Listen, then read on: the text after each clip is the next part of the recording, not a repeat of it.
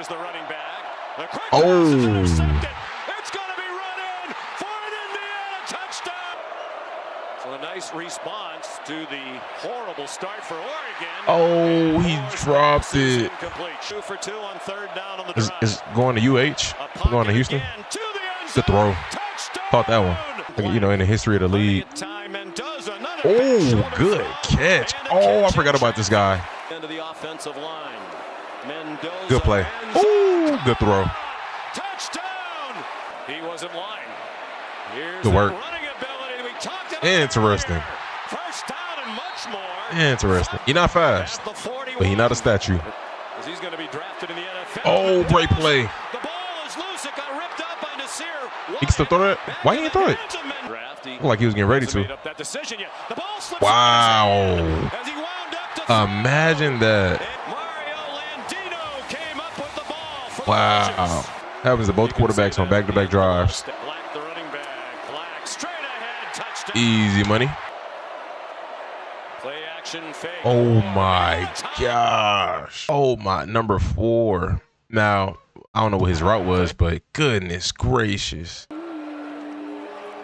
Mendoza, another back. Wow, good catch. Now he's a Hoosier. Love it. Oh, goodness gracious. Oh my. Indiana's really like that. That's crazy. They boxed. Oh my gosh, nothing open. Mendoza looking NFL ready. Crazy, man. Wow. The running back in the pistol. In this fashion, bro, if he goes and win the Natty, in this fashion, he going top 3. Playing Madden tonight. Yeah, I'm about that life. Oh, good catch. He's gonna raise his stock. Oh my gosh. Kalon Black, big hole. Kalon Black, touchdown. 50 ball. Harris, long exchange, and then Moore throws it. Let's see. Ole Miss versus Miami controversy. Ooh, that's a decent topic. Pats versus Chargers. John Harbaugh and ATL. Dolphins fire Mike McDaniels. Kyler Murray. They get their predictions for every matchup. So again, I'm gonna just skim through it. I don't want to get stuck on the whole thing, but give me a quick second.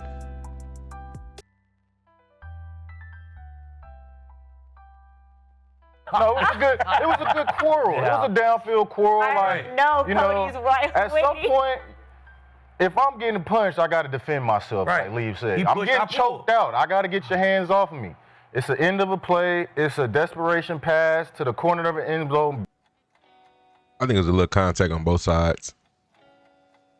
To watch, but first I want to dive into, don't you love an 8-9 team hosting a 12-5 team and the team that a lot of people think is going to win the Super Bowl? So the Rams head to Carolina despite traveling across the country. The Rams are a 10th opinion here. So I think total offense, first and scoring. They've got the Panthers, Rams, what's the score? So I think the Rams win this game. They've got the number 1 offense. They run the ball. MVP. All right, I want to see if anybody makes a case for the Panthers. Or if everybody on the same page. The Rams had 3 turnovers, 2 interceptions from Matthew Stafford, and Carolina has 2 good corners on.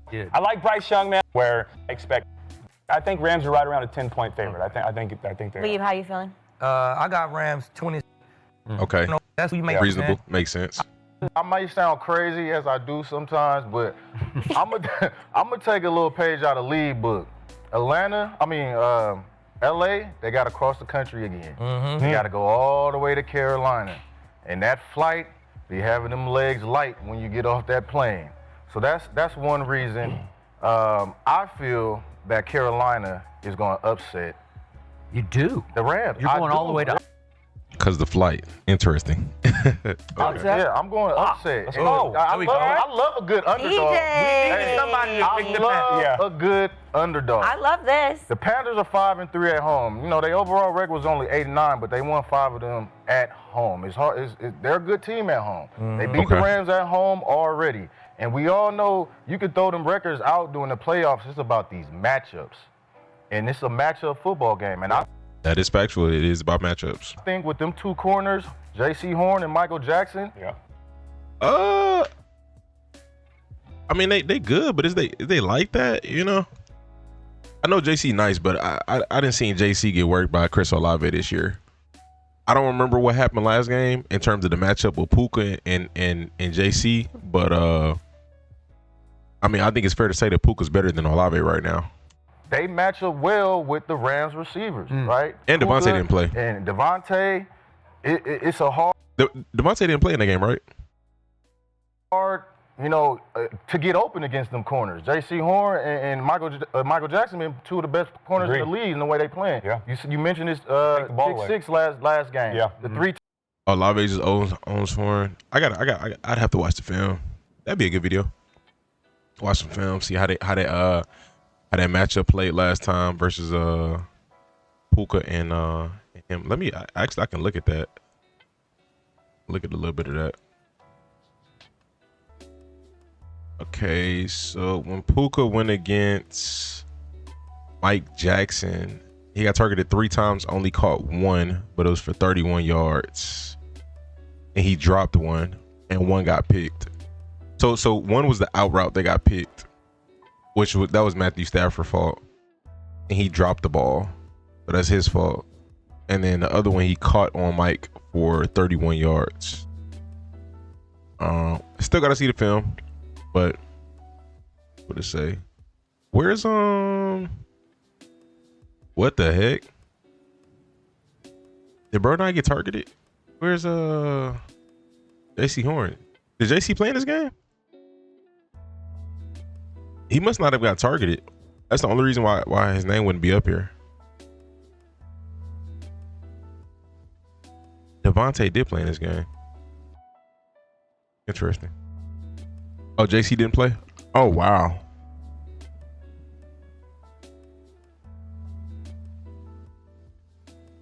Okay. So I'm going to take that comment. He said that the corners match up good with these receivers. I'm going to take that with a grain of salt, because if JC didn't play, then, like, you know, how we even know for real? Turnovers. So whatever the Panthers do against the Rams, they do it well.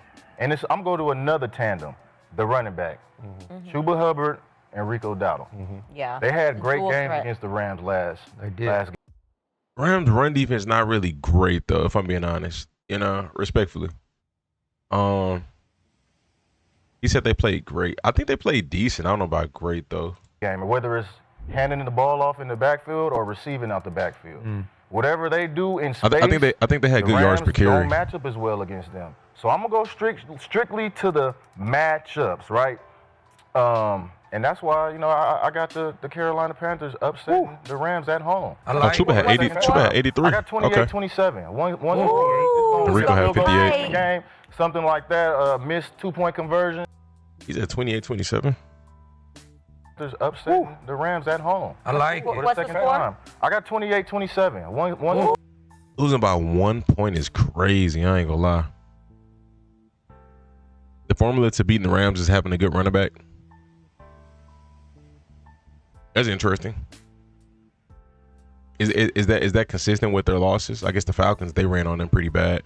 Their run defense is not that great. That is fair.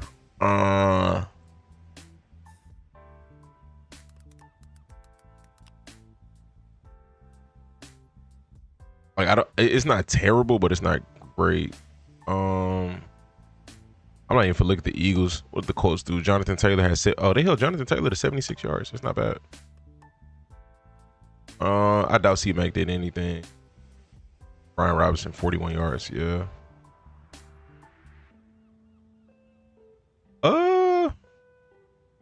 Yeah, I don't know how valid that comment you just made is. The Lions, Gibbs had 38 yards. They've had some decent games against some good running backs. Eagles just had a good Saquon at 50 yards when we beat the Rams.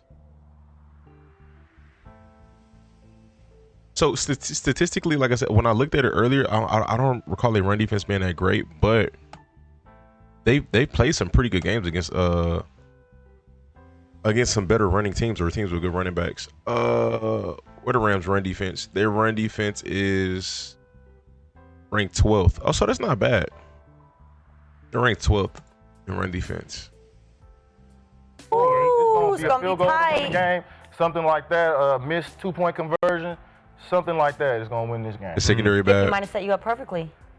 I think the safeties is decent. The corners is a little iffy though. Yeah. Look, Who you when going I with, step Skip? back from this and I look at, I know Keeb's big into football power index, but I look at football power index and I say the Rams are ranked number 1 in football power index, Yeah. and the Carolina FBI, man. Panthers FBI. are ranked 25th. So it's 1 versus 25. That should be way worse mismatch than you called it, right? Should be. And yet, there's something about Matt Stafford. I know you guys just proclaim him the runaway MVP. He's got the haywire gene in him somewhere. It's just, he will go haywire on you That's when funny. you least expect it. And when he goes all the way haywire. And he had some games this year where I'm like, what are you doing, man? The first Seattle game at SoFi, the fourth quarter of the game at Seattle, the Atlanta game just recently on Monday Night Football, and this game. And in this game, back in week 13, Matt Stafford threw 2 picks, as you said, a pick 6 to Jackson, and he lost a fumble. So he gave it away 3 times himself. And by the way, I just got to point this out. This lost Baker Mayfield a playoff slot. This is the game that lost the Tampa Bay Buccaneers the playoffs because nobody thought this was going to happen. And that's the one where I just chalked up a big W for the Bucs on this, where the Panthers were just going to lose that game for sure because they had to play Seattle and the Rams at home. Points. Sound like he against leaning towards the Panthers. Them. It can hang. So it just did. It was 31-28 home team in Charlotte. Thunderstorm. Yeah. What's that? Don't forget the It was a thunderstorm. thunderstorm. Okay, Yeah. I got you. But Carolina went 7 of 15 on third down. They went 3 of 3 on fourth down. And little Bryce Young, I just love how tough he is. He's a little man, but he's a man. And he will compete at a high level. So my point is that what if Stafford turns it over a couple of times? They're going to stay in this game the whole way. 1 or 2 things could have happened for the first game. Either the Rams say, okay, this is ridiculous. We didn't take them seriously. We're going to take them seriously. And if that happens, it could be like 40-14.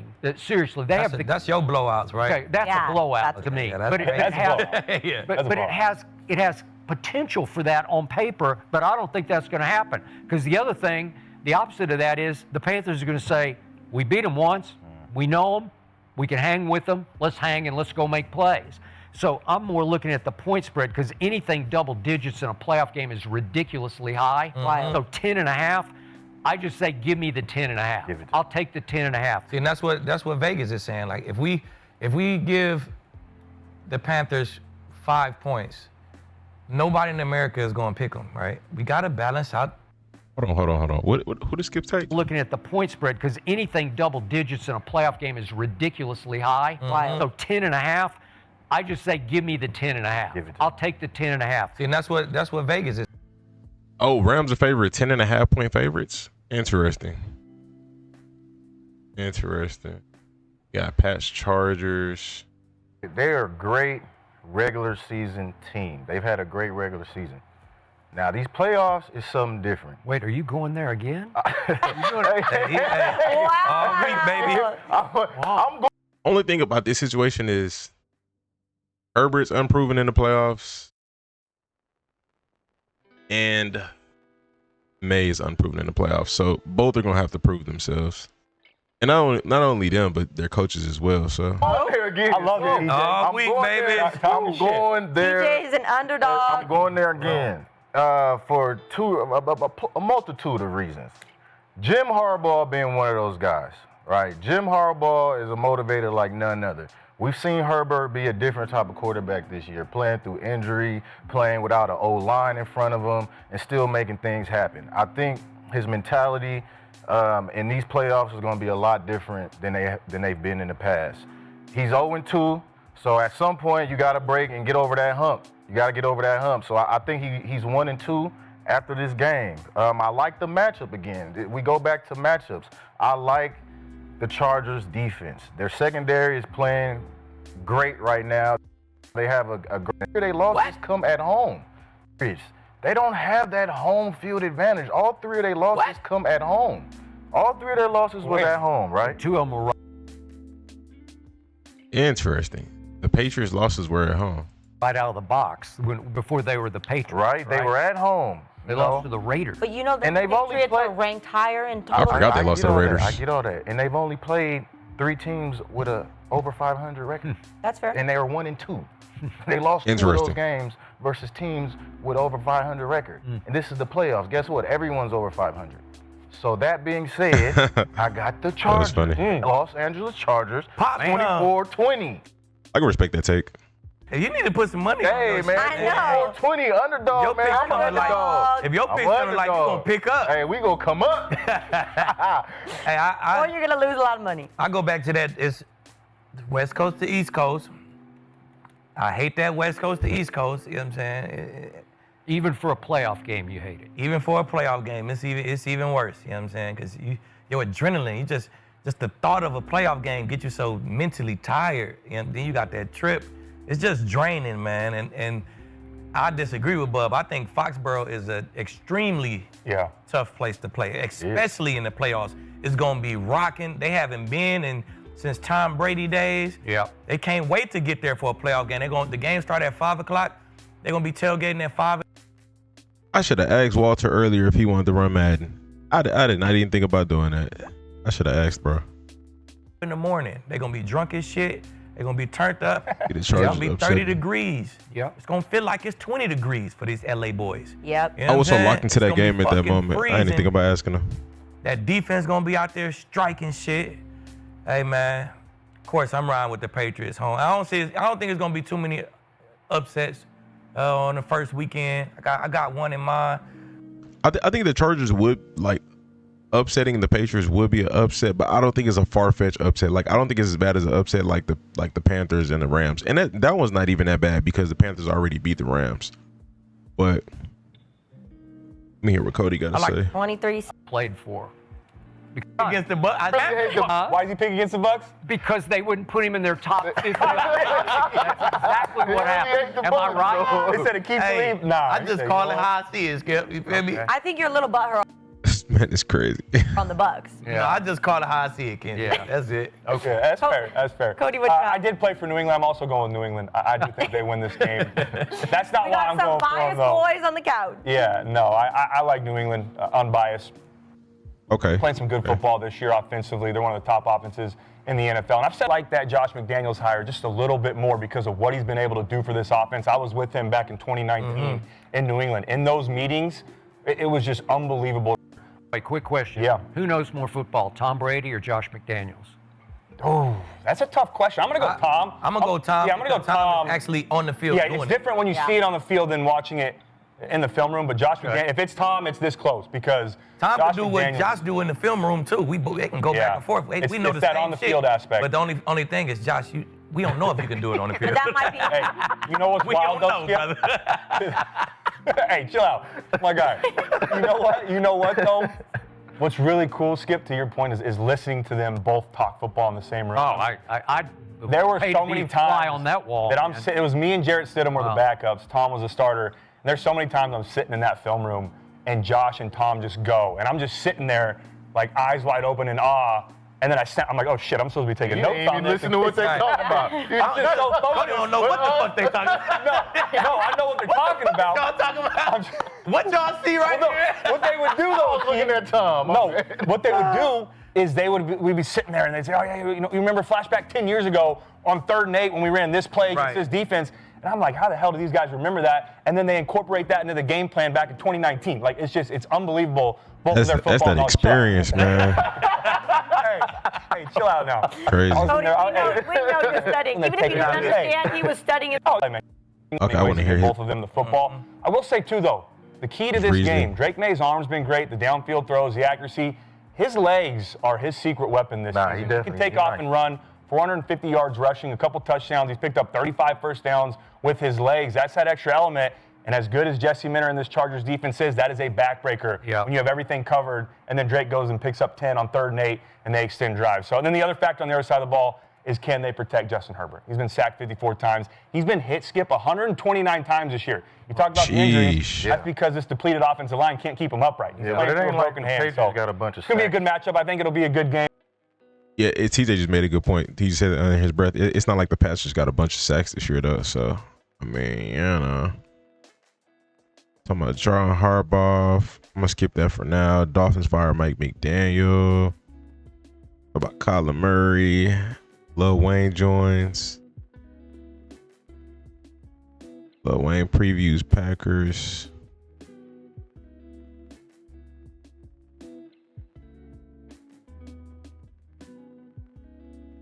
Experience, we've been there before. You have. Yeah.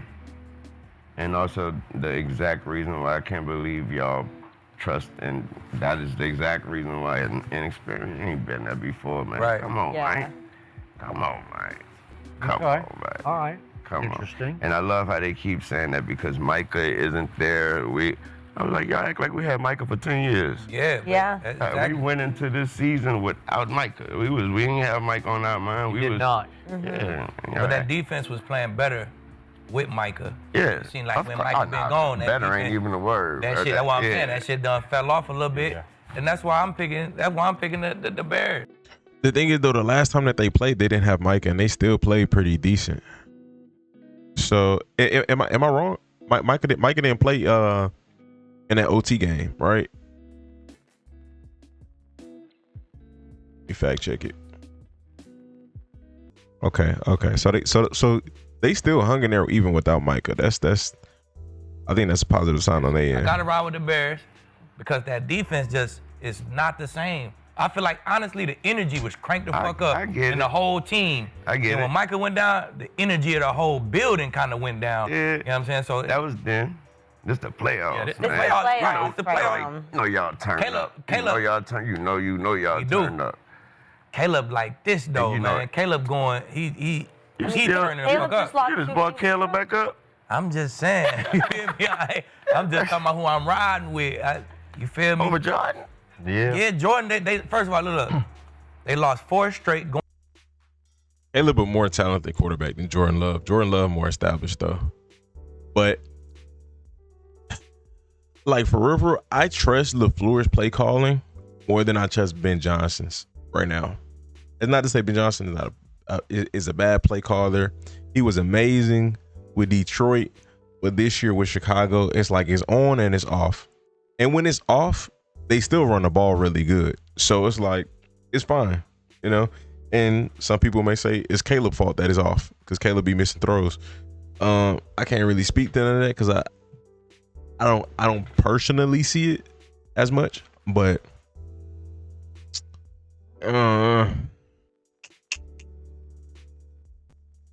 appreciate it. Thank you. Let's see. I'm gonna skip this. Oh, let me hear Cody. Cody like to talk X and O's. Second half though. Yeah, that was that game. Yeah. Okay. Yeah. Love's my guy, man. We're from the same hometown. Yeah. We trained together back in high school. I love Trying to butter it up before you predict the loss. Jordan. I think he's a great player. Man, but I am going with the Bears, man. I like Ben Johnson. Hit him up. If you got his number, hit him up. Yeah, I will. Yeah, I'll let him know. Please. No, he so we had the same.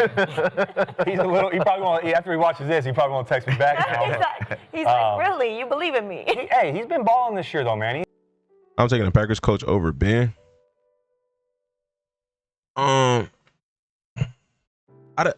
It's not a huge gap between the two in terms of play calling. I think LaFleur is a good play caller. I think Ben Johnson's a good play caller, but is there times where the Bears offense looks like inefficient, like not like they're throwing the ball like, throwing picks all day or anything, but it just doesn't look super efficient. So does the Packers. That's factual, but I feel like I see that more with the Bears offense than I see that with the Packers. In terms of a pass game, the Bears can rely on a run, but I don't know. I feel like I see it a little bit more with the Bears. especially in the last game that they played. But I think we're gonna see. We're gonna see. Yeah, 23 touchdowns, only 6 interceptions. Like, he's playing good in their wins. He's been consistent. Like the Lions game before the fourth quarter. That Thanksgiving. I can't recall exactly what happened that game. I've been being transparent. No, I can't recall. I'd have to see it and then everything will come back to me.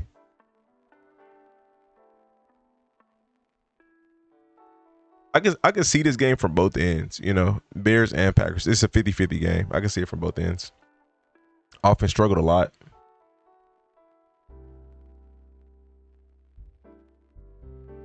Bears scored 0 points versus the Lions before the fourth.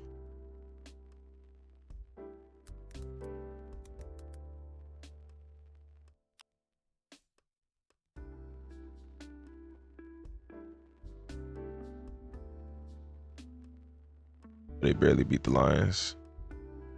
Interesting. They did the same thing against the Packers the last time they played them. They didn't really turn it on until the fourth quarter.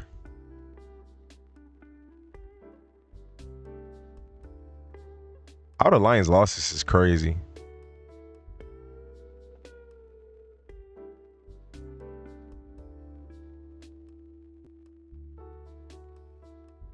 Josh Allen is back in the playoffs, and this time he doesn't have to worry about Patrick Mahomes, Joe Burrow, or Lamar Jackson. So it's wide open for the Bills. But I don't want to sleep on Jacksonville right now because the Lions won. I must be blind. I am blind. Jags finished the season on an 8-game winning streak, and Trevor Lawrence looking like a different quarterback. He is on fire. And both teams putting up almost 30 points per game on average on offense, but the Jags have the #1 rushing defense. The Bills, the #1 passing yards allowed. So this is going to be a battle, too. I know a lot of you guys are going to lean towards the Bills, but it's going to be a battle. Skip, who wins this game? What's the score? I got Superman. But I don't need him to be Superman. I need him to be a lot of Clark Kent. I need him not to turn the football over because this team at home just feasts on turnovers. They're second in the NFL in interceptions, Jacksonville, with 22. Where the game at? At Jacksonville. So I just need Josh to play clean football, and I think he will because he'll make a few Superman plays. This is the most intriguing game of the week. The most ironic stat to me in this game is that Jacksonville is the absolute least ran on team in the NFL. They have the least amount of rushing attempts out of everybody in the league. And the Bills run it the most out of everybody in the league. The Bills have the most rushing attempts out of everybody. So the Bills are going to run the football. Like I don't think the Jags having the first-ranked rushing defense is going to stop them from doing what they do offensively. But this is going to be an interesting game, because both defenses are low-key questionable. I like both offenses though, but the defenses are what's questionable. Because I take that first overall rushing defense, again with a grain of salt, because they're the most passed on team. So it's like, is it because y'all run defense is just the lead, or is it because y'all pass defense is just so vulnerable, But I mean, we're gonna see. It's playoffs, nothing but good teams, so we're gonna see what's real. Front seven good, secondary sucks. To me, and yet I just think Josh Allen is sitting back with the leading rusher in pro football and our man James Cook, and he's saying there's no Mahomes, there's no Lamar, there's no Joe Burrow. And he got the most pressure on him this time. You can argue, but I also think he says this is my time, this is my turn. I genuinely, I just don't see that happen. Like, y'all are literally the team who runs the football more than any team in the league. I don't see them just stopping, changing up their identity, in this game. But we're gonna see. it's like they can because, again, the Jags do allow the most pass attempts. So we might see Josh Allen just want to throw it, and that's not a bad thing because Josh can sling it. So I don't know, man. Like, both of them actually sound like, I don't like, for me, from a perspective, it sounds like a good recipe for the Bills offense. But again, we'll see. Because the Bills defense is suspect too, so. And I think it starts here, and this will not be easy. Ray Davis but averages more yards than Saquon. I'm not surprised. 29-25, because I think Buffalo's defense is good enough and underrated for veteran playmakers. I just think they make plays. I loved them the last 3 quarters at New England Jags when they paying went Lloyd. on a 35-10 run. He going Buffalo. So favorite. The score, DJ? I'm going with Jacksonville. Ooh. I got Jacksonville just because they're at home, and Trevor Lawrence, man, he's been playing amazing this season. Well, for the last 5, not for the first 12. He wasn't very good. He was average. Yeah. What's crazy, though, that hype is crazy right now around Trevor, but it's because he ended the season so good. But prior to that, yeah, I mean, that offense was very up and down. The first half of the season, that offense was not good. Like, I'm not gonna say they weren't good. They were okay. They were okay, and I think their best game probably was versus the Chiefs. But outside of that, they were okay. But again, over that last 5 or 6 games, I think it's 5. They played really good, but schedule matters too. So we're gonna see. Yeah, last 5. Okay. They're on 8 straight wins. I mean, that's that's more than 5. I'll give him the last 8. Yeah, 8 straight. A dub is a dub. Games they lost? 3. Well, for all the wins, he was Look, But I'm sorry, but I'm under 13. And it goes 14. to the home team again in these playoffs, man. They playing amazing at home, and they just the most well-rounded team along with the Broncos, right? They run the ball very.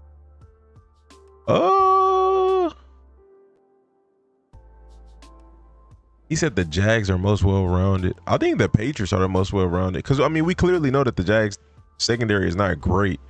Now, the Patriots, I don't know if their secondary not great, but statistically they're pretty good. So I think Patriots might be the most well-rounded team. If we talking AFC, for sure. He snuck the Broncos in. You know he had to. Very well. They have a good receiving core. Their defense is the #1 rushing defense in the league, and in these playoffs you better be able to stop the run. And if you only one-dimensional and the Bills can't run the ball with James Cook, that is going to be so entertaining to see if the Bills can still run the ball with James Cook. I think they will. I think James Cook going for 100. The question is going to be, and this was the issue when they played the Texans. James Cook still ran for 100. He averaged 6 yards per carry, but the pass they couldn't get anything off because the Texans' coverage was so good and the Texans got pressure. The Jags' coverage is not as good as the Texans, and their pressure is nowhere even close to the Texans. So Josh is gonna be able to get busy. So I think Jacksonville, they're gonna, again, defensively, I'm not really trusting their defense to shut down Buffalo's offense in this game. The question is gonna be,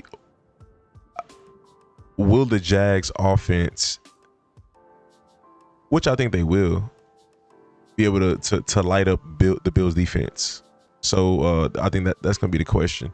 So I think this might be a high scoring game. Could be, maybe both of them scoring 20 points minimum, in my opinion.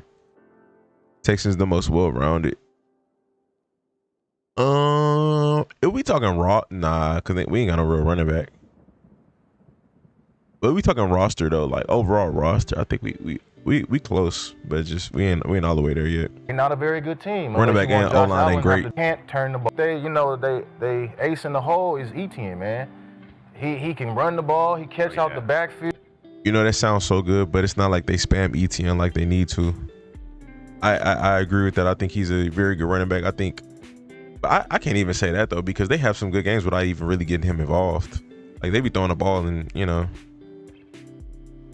he's really good, but I don't know. But with the Bills having a not so great run defense, you definitely want to get ETN popping. Yeah, he's good. He do it. Check that. Have to do too much on the 3rd and long. Yeah, he changed. Man, look, Jack, believe if Jacksonville, you already know, It's gonna man. be nice, sunny. It's gonna be Florida. Yeah. I think that's That exactly grass, what you Buffalo ever played that turf down there? It's the best turf in the league. Hey, Look, Buffalo that want to turf go to some sun. It's fast. It is. Man, it's I was in Jacksonville soft. for a year. Man, Yeah, it's that's- beautiful. yeah, I love it is. that grass out there in Jacksonville, man. They finna get busy. So I got to score. It's going to be a close one, though, man. I got 25-21 Jags, at the crib. Cody? 25-21. It's gonna be interesting. I'm a former Jaguar, but I got to go with the Bills in this one. I think it's going to come down to a couple of matchups. You guys already mentioned it. One of those being Buffalo's rushing offense. Imagine ETN get used like CMC or Walker. Walker does not get used that much. Walker will randomly get a game where he gets used heavily, and it's so random. It's not consistent. But if ETN got used like CMC, we would see elite numbers from him for sure. Nah, he don't. Walker splits carries. Against Jacksonville's run defense. You got the number 1 rushing offense with the Bills averaging 160 a game. The Jags only give up 85 a game. Some gotta you want to give. hear a crazy stat though too? So James Cook leads the league in rushing yards, in total yards and yards per game. He has averaged 95 yards per game. Jacksonville hasn't allowed a running back to come in and run for 75 yards the entire season. And they played CMC. They played Jonathan Taylor twice. Yeah. They played Kyron. I can respect the Jonathan Taylor one. I can definitely respect that one. The CMC one, I mean, like, has CMC really been running the ball great this year? No. That is what it is. But the Jonathan Taylor one, I could respect it. But I'm also taking that one with a grain of salt just because it's a divisional opponent. Your divisional opponent's going to typically play you better than everybody else. So I definitely respect it, but, can't give it too much, Williams, they play Kenneth Walker. They play some good backs. Yeah. They don't give anybody anything on the ground. Cody, for you. Kenneth Walker splits carries out the wazoo, so I don't count K9. Cody dropping Yeah, the go stats. The Jaguars, man, they not allowing teams to even get in the red zone. Yeah. So it's not big plays Defense is happening. legit. They doing their thing, but yeah, that's it. Go ahead. Yeah. And then the other. I just want, I forgot. Hey, one more I point. forgot one more Take my point. case first Yeah, on you Bills, might have man. stepped You on my know, case a little bit. No, and then the other factor is going to be Trevor Lawrence going up against this Bills pass defense. The Bills defense hasn't been great. They struggled to stop the run, but ironically enough, they're number 1 in the NFL in passing defense. And Trevor Lawrence has been balling these last 8 weeks. So 23 touchdowns, only 5 picks during this. And that right there too is interesting. They're number 1 in pass defense, but their run defense is bad. So we're going to see what's like. These teams are so similar in the most opposite ways. It's so crazy, but and I think that's just what makes the narrative of this game so interesting. Offensively, for the Bills versus this top run defense versus this top run offense versus this top run defense. This top pass defense versus this pretty explosive passing offense. So it's going to be a fun game to watch. 8-game win streak, but the X factor in this game for me, I'm with you, Skip. It's Josh Allen, but I do think he has to be Superman. Even with those guys out, Wayne said. I think Josh going to be fine because, again, if Josh is playing the defense that gets thrown on the most out of any team in the NFL, this team just made it to the playoffs and they get thrown on the most, I think Josh gonna be fine. Teams throw it on this team for a reason, South that is entering the playoffs red hot. Similar in the most opposite ways. Similar, opposite in the same sentence. It's factual though. Hot right now is the Texans. Texans head to Pittsburgh on Monday night on a 9-game win streak. You're talking about you don't want to be on these win streaks, but they're looking hot. I don't like waiting for them, though, is Aaron Rodgers, who seemed to figure things out on the offensive side of the ball against Baltimore. Oh, my God. He said who that is. He still got that love for A-Rod. So it's in his heart. Yeah, it's in your heart. You can't even. It's in his heart. You know what I'm saying? Well, the Steelers got back DK Metcalf, so. A lot of people had Steelers over Texans. to each his own. I would love to hear the logic behind it. Oh, this one's gonna be good. Akeem, Texans Steelers. Who's gonna win this game and what's the score? Well, you know what? Now you know I'm a defensive guy. You know you've been back and forth with these Steelers. I know the Steelers. I don't know. I can't wait to hear I'm this. a defensive guy. We just got a U at the top of defense. We needed that. Really, that's my we dog needed too. that. I tried to get him to Denver, but he ain't clear waivers. He'd have cleared waivers, bro. Would have been in Denver. Glad I'm he like clear. Oh, really? He didn't clear waivers? But for the Broncos? How did that process work? So Trevon Diggs would have went to the Broncos. I didn't even think about that. That's a team who could use another corner. I mean, like Riley cool, but Trevon might be better than Riley. I ain't gonna lie. Y'all let me know what y'all thoughts is on that one. That's an interesting one. That's the type of shit I was on my need. That's type of shit I want to hear. I ain't even clear waivers for them. Hey, he ain't even clear waivers. Like clear waivers, we got action. Well, you can have him. You can have him. Yeah, I'm just saying. I was on my. What up, Quinu? Oh yeah. He did not plan on even being on that long. Thank you. We love it. Hey, He's on both knees and he can't run anymore, but that's okay. And what football player didn't, Skip? he could run Saturday or Sunday. I would have picked the Texans. This game is on Monday. You know what I'm saying? Yeah. Like T don't lose on Monday You a night. stat guy. You feel me? really a stat It's guy. Juju. You a stat Hey, guy. I don't fuck with the stat, but it's Juju, That's man. Juju. You catch Mike T on a Monday night. Hey, he got a great Monday night speech Yes, or he something. does. He don't fucking lose, bro. 12 Oh. on Monday night games. It's gonna be nighttime. It's gonna be rocking. That's we said it. Do y'all think? Now, I think it would depend on how it happens. But do y'all think if the Steelers lose this game, Mike Tomlin gets fired? They got Lil Wayne talking football. Yeah. He used to be on. He used to come on ESPN when Skip was on there. He used to come on Undisputed when Skip was on there. So he cool with Skip, but he's a Packers fan. If we was to name the top 3 toughest places to play in the league, Pittsburgh be one of them. You know what I'm saying? These young boys got to go to Pittsburgh, see vet A-Rod, Arthur Smith. I feel like they found something last game. What? They spread out a couple more receivers on the field. See, but on a serious note, are we looking at and I respect that. Some of the stuff that Arthur Smith calls, with the run game is really nice. With the run game. But overall, defensively, like,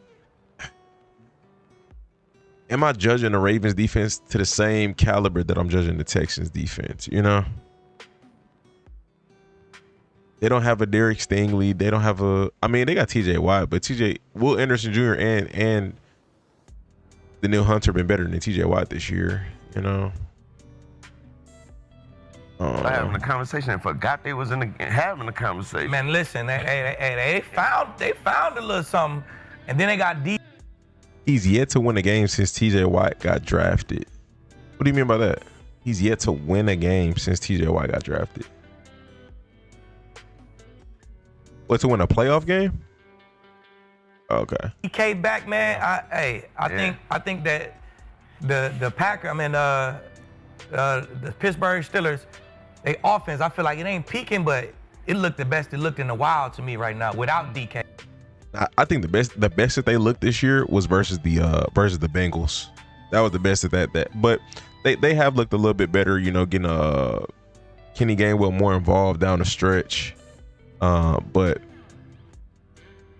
I don't think yesterday, like not yesterday, but I don't think the other night versus the Ravens was the best we've seen that offense look. You get DK back in there, man. They found some.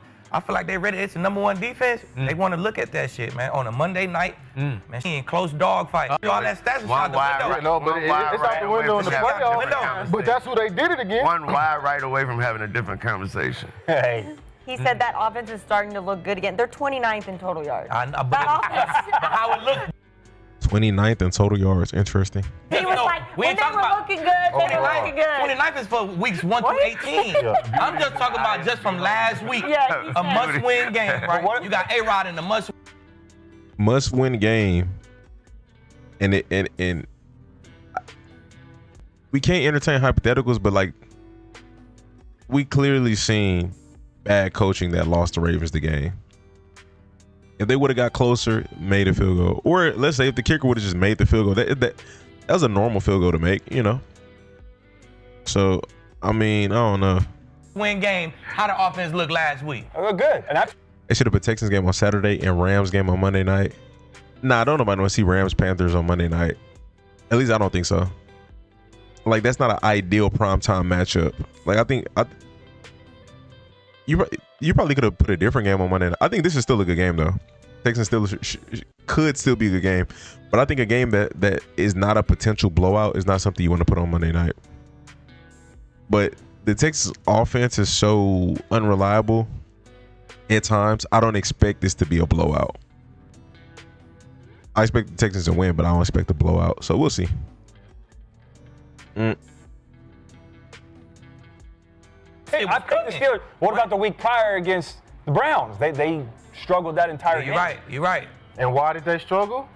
I They had a pass rush. I said A-Rod and Arthur Smith found something last week. Same shit. They won in They did just lose to the Browns 2 weeks ago. Interesting. And what do the Browns have better than the Ravens? A defense. throwing slot fades and shit versus Cleveland. I don't know what it was, but I seen some shit. You just, I don't like how you started your answer and said, because you know I'm a defense. I'm a defense. I know. And you're not going to pick That's so that contradicting. In Houston. And told you got on me if about that, too. If they were playing on Saturday, Sunday, easy He Texans, got on bro. me. I'd have picked the Texans.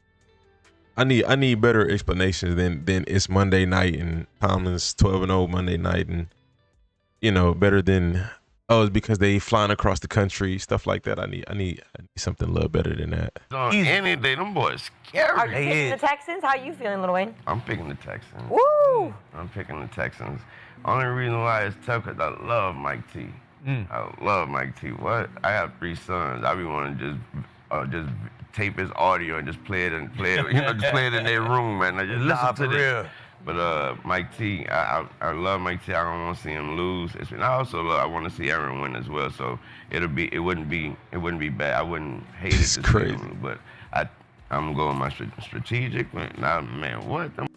Playing in the cold is better explanation. Yeah, that would be much better reasoning than a Monday night thing. But I mean, he got a blunt here. It's interesting. Got a whole 3.5 rolled up. That's crazy. Just like they coach.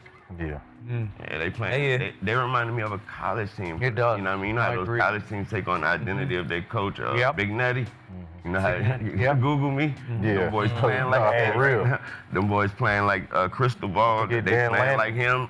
Mean as hell. And that's how they play. And Lanning came in. How them Ducks was playing. They all. That's how I feel like Texas is doing right. Can't believe you did that. I told you, if the game was on Saturday, hey man, you take Monday nights, it's got to stop at some point. No, hold on. Not the same dude who just said he don't like streak. I don't win streak. That's like winning games in a row. These motherfuckers struggling. Moving the goalposts. But it's just Monday night. It's Monday night. 12 in a row. This is 17. We got fried by Alec. That's factual, but our starting defense was not out there that entire time. I can't give you that all the way. Yeah. So Wayne, real quick, how do you feel about your ex-quarterback Aaron Rodgers? What's your lasting feeling about him? One thing I like to tell you when everybody. And JSN. JSN is understandable. I mean, you know, that is what it is. I ain't got nothing to say about that. That is what it is. Stingley did not play the entire game. But I am not surprised at all. Everybody like, you surprised how he do? I'm like, nah. Like, what y'all thought you were going to? I think Aaron, he got enough pride and, I think Aaron ain't going to go out there and look without knowing he can do what he's doing right now. Yeah. Got too much pride to go out there and look. He had 100 in the first. One of them deep balls he got was on Tremont Smith, so that wasn't on Stingley. The deep, I think it was a deep touchdown, or it was a big pass, but it was on a backup corner. In the other way. I ain't about to go do no ayahuasca and then come out here and just look crazy. Yeah, you did. I'm out here singing, man. I'm singing with a banjo. What, you think I'm about to come back and cut up? Yeah. So if you tell me that you're going to put Derek Stingley on Alec Pierce for an entire game, do I think Alec Pierce is going to do what he did in that game? I don't believe it. at all. But even though they don't even do that, they don't travel. They Sting will play his side, Kamari play his side. But even then, I mean, we played them already with Daniel Jones. You know, so Colts.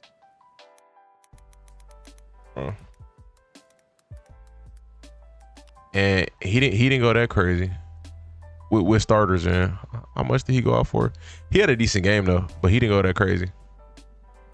2016, he had 78 yards. He really is their wide receiver one. That's crazy. But yeah, it's 4 catches, 78 yards. So versus starters. I'm not taking that Week 18 game serious at all. How do you feel about him as a Packer fan? That he's not a Packer. I know he's an all-time Packer. Okay. Oh, any. How you feel? You know, they got Derek Stingley, man. That secondary with them safeties, Petrie, Lasser at the other corner. They tough, man, along with that pass rush. They said they wasn't doing the same thing that they was doing last week against Baltimore, against the Browns, because that pass rush don't allow it. They do. You feel me? You can't get it empty because they going to come without a blitz, right? They could do that against Baltimore because Baltimore don't have no pass. I trust Sting on DK? Yeah, for sure. What worries me more than any, like I feel like the receiver you got to be worried about the most is a receiver who can separate or who runs really nice routes. And I'm not saying DK can't run routes or isn't like crazy separation, but I don't look at him like that. And like even with JSN's situation, I think JSN is a better route runner than DK. But like Sam was putting the ball like JSN was creating just enough separation, and Sam was putting the ball in just the perfect spot. So, you know, they don't even throw to DK like that. So I can't even I'm not even gonna DK does not get JSN targets. DK does not get Alec Pierce target. I mean, Alec Pierce not even get targeted like that, but you know, it's not really nothing to worry about in my opinion. Pass rush first off, and they secondary been leaking since mid-season. And this ain't happening. You know, Big Cameron gonna do what he do. Yeah, he inside though. You know, he been, you know, them vets, you know, him. Steelers got 2 nice tight ends. Petrie gonna have his hands full. I mean, it's a team game. Caleb Boyd look nice too. I ain't really Jimmy Ward gonna play. You know, I ain't really worried. You know. I mean, when the last time either one of their tight ends had 100 yards this year? Him and Ramsey, but we seen him give up on that last drive to almost lose the game for the field goal. So now the Texas ain't got the best offense, but you know, it's about defense, man. They come in and if CJ Stroud could just don't lose the game, you feel me? Yeah, he could run a little bit for sure. They not great in the red zone. That's what kind of scares me about the Texans. Is like, man, y'all get in the red zone and can't do nothing. And Pittsburgh turned the ball over. So is Pittsburgh gonna stay in the game just off of that alone, turning the ball over, playing defense? The funny thing is, Pittsburgh turned the ball over. I didn't know this was a thing, but the Texans are second in lowest turnovers. So they're the second best team in the NFL. In terms of having the least amount of turnovers per game. So if Pittsburgh turns the ball over, I mean, obviously we still got to put points on the board because just because you don't turn the ball over doesn't mean you don't punt.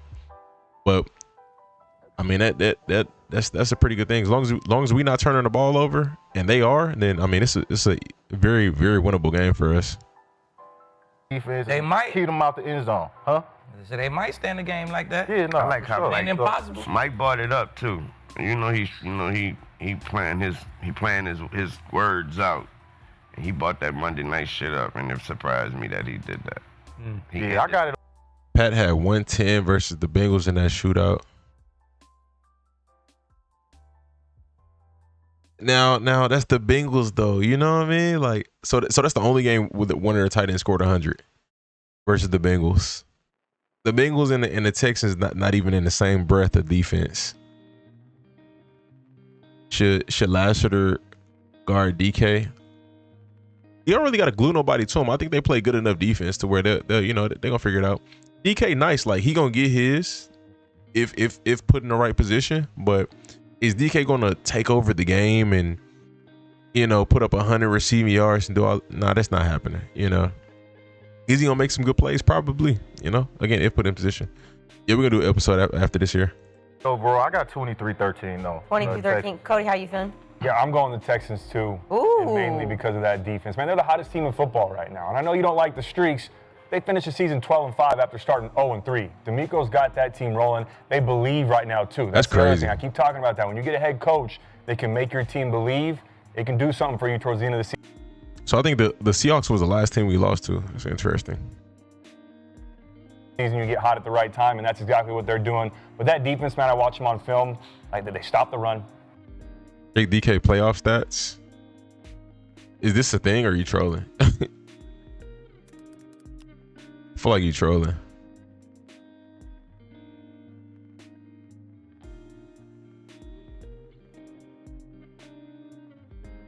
Uh 160 in 2020. This was 5 years ago. Well, we're in 2026 now, so this is 6 years ago. Excuse me. And then in 2023, which was 3 years ago, he had a 136-yard game, and he got targeted 10 times, 13 times. Excuse me. They're not targeting DK 13 times in this game.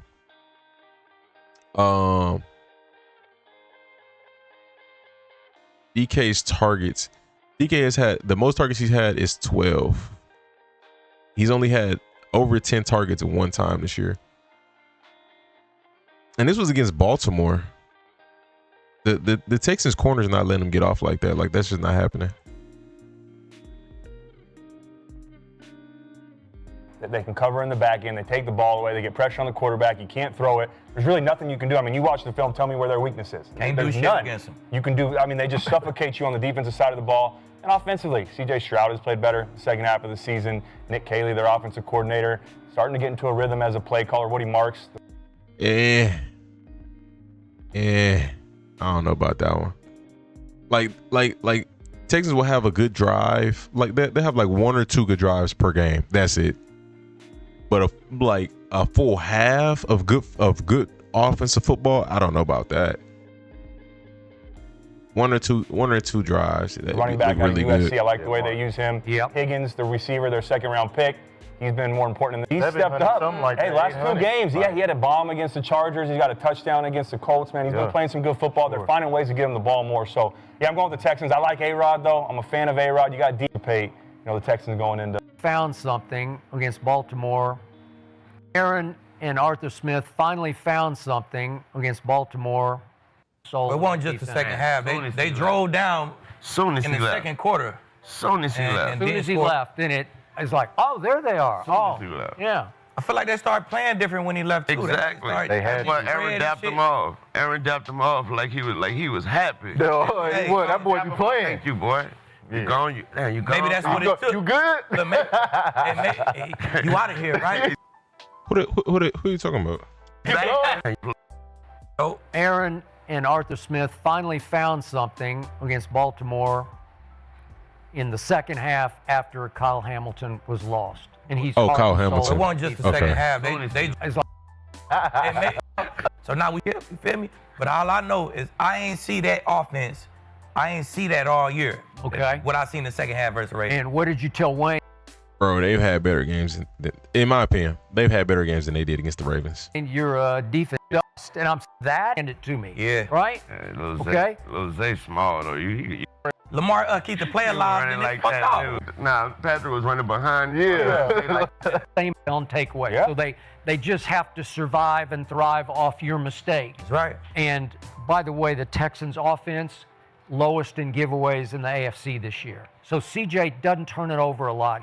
Maybe he's not dynamic, but he doesn't turn it over, and he tends to get it to his playmakers pretty consistently with the right touch and feel. Yeah. I just think he knows how to play. So Aaron's not going to survive. He's going to look up and say, "Damn, I got to deal with this." After They gonna block. They got to block. My Niners have been fighting the injury bug worse than any team this season. And the Niners now will be without Tatum Bethune, who will be filling in for Fred Warner, which is a loss. Wow. Oh, my gosh.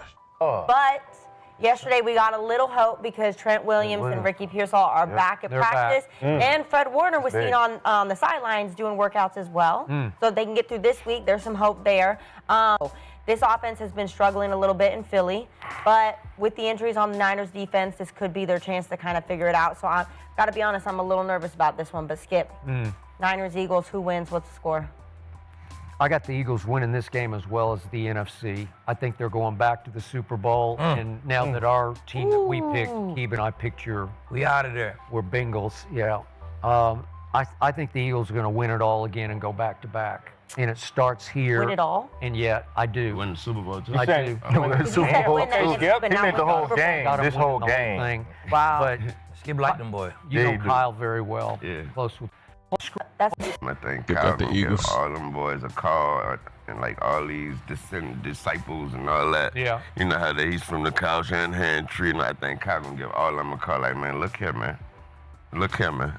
Hey. Y'all gonna, man, we gotta do this the right way, Hey, man. link Y'all this shit back up, man. All y'all over there. All y'all fine. Jalen Hurts last 5 or 6 games. You got Trent probably playing. Yeah, Trent But probably playing. I think For the Eagles to win. Yeah. And he got to play like that if gotta they play want to like win. that. He get out there trying to air the ball out. Yeah. They likely go lose. That's just what it is. But as long as that defense is cooking, they got a shot. They got a shot. But you know, I'm from the city, man. I'm from Frisco, California. I gotta go with the Niners, man. I gotta go with the Niners, man. I'm going with San Francisco. My dog.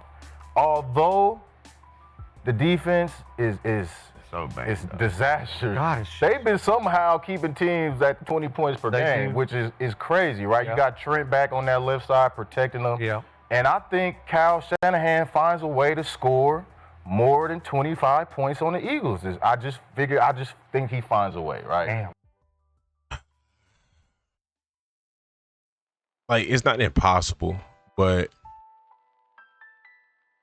it's just it's tough to assume that, you know, considering what the Niners have looked like this year. Again, they've been pulling the wins out, but you know that, and you know the Eagles, just like thinking about the Eagles in the playoffs, you know, so it's tough. He finds a way, and this is where we can talk about strengths versus strengths, defense versus offense. Where the Eagles are not strong at is they linebackers in space and against running backs in the passing game. And that's what the Niners do best. I know it's in Philly and all of that stuff, but McCaffrey is a bad man. He is a very bad man. You got Jennings making plays here and there when you need him. You got George Kittle, Purdy's favorite target. And Purdy and Frisco, man, they go to Philly and they get that win, man. They get a close win, or 24-21, Niners field goal win. But we seen the Rams go in there and almost had to win and lose it. And really, the only people that put up points against the Niners is their division. They held the high-powered Seattle Seahawks to what, 14? Yeah. They offense couldn't do nothing. But no, I think they find a way against Philly. What's up? The Eagles linebackers are just loaded with. They loaded. They can stop the run. But them boys in space, them boys in space, they can't. I mean, they can all run though. Man, like they crazy. can run, but they can't cover. Just because you can run don't mean you can change direction. Bond can cover. That's actually true. Look, But man, they give like that statement is true, but I don't know. up a passer rate He gonna of see. 102 He's- against He running gonna backs. Well, man. Cody, are you gonna going to see. agree with these boys or TJ? Come on. No, I'm going with the Eagles. I think the Eagles win this game at home. That defense, man, the second half of this season has been playing as good as anybody. Since week 10, they're only giving up 15 points per game. Right. Yeah. And they did it against Josh Allen and the Bills, too, a couple weeks ago. Yeah, they did. They've been playing some really good football. I like the way that Vic Fangio continuously puts them in positions to win. They're going to get after CMC. I think they're going to get after Brock Purdy, suffocate that pocket, now let him get outside. Now, where I am a little bit concerned, and I've said it all year, is because of that man Kevin Patullo calling the Yeah, offense. you've been on it. I have been on him all season long. Turnovers. I trust Jalen Hurts. I trust Barkley. I trust Brown. I trust Smith. I trust Goddard. I trust all those guys. It's just Patullo that I'm not sold on. But I think he figures it out. I think they get the job done. I think they turn it up a little bit in the playoffs. Got to have a great first 15. Let's come out, start fast, push the ball down the field. 49ers are 25th in pass defense, and they're dead last in sacks. So you're going to have time to sit in the pocket on first and second down. Don't have it be a third and long and try to throw go routes the whole time. Let them take some shots on early down and distances, get Saquon in space, get the offense rolling. I think they do it this week. I have the Eagles winning 27-21. I like All right. We're going to cap that off.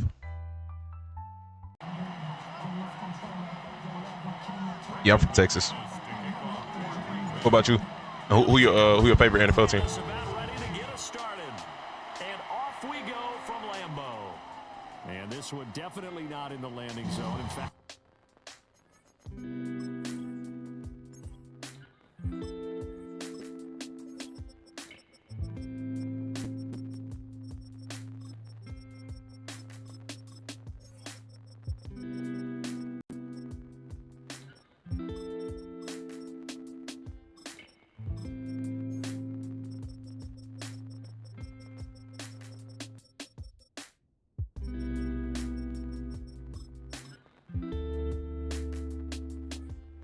And Katie, right now, I'm a Cowboys fan. Oh, yeah, you right around the corner.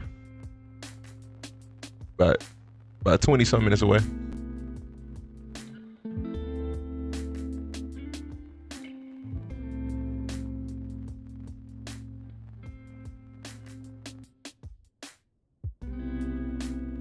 I'm ready when you are, baller. You're a Cowboys fan. That boy got some potential. Our offense looks so good. I wish Shane Steichen never left the Eagles in 2023. Hurts was the greatest quarterback ever. Interesting. Make some subs. No, you good. No rush. I ain't tripping. Tripping at all.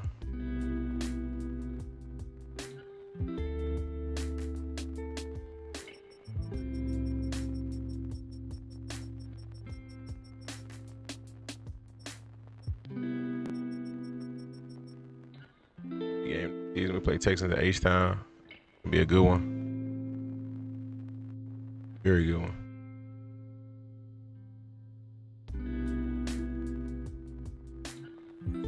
it's over the back line. So this is going to come out to the 35.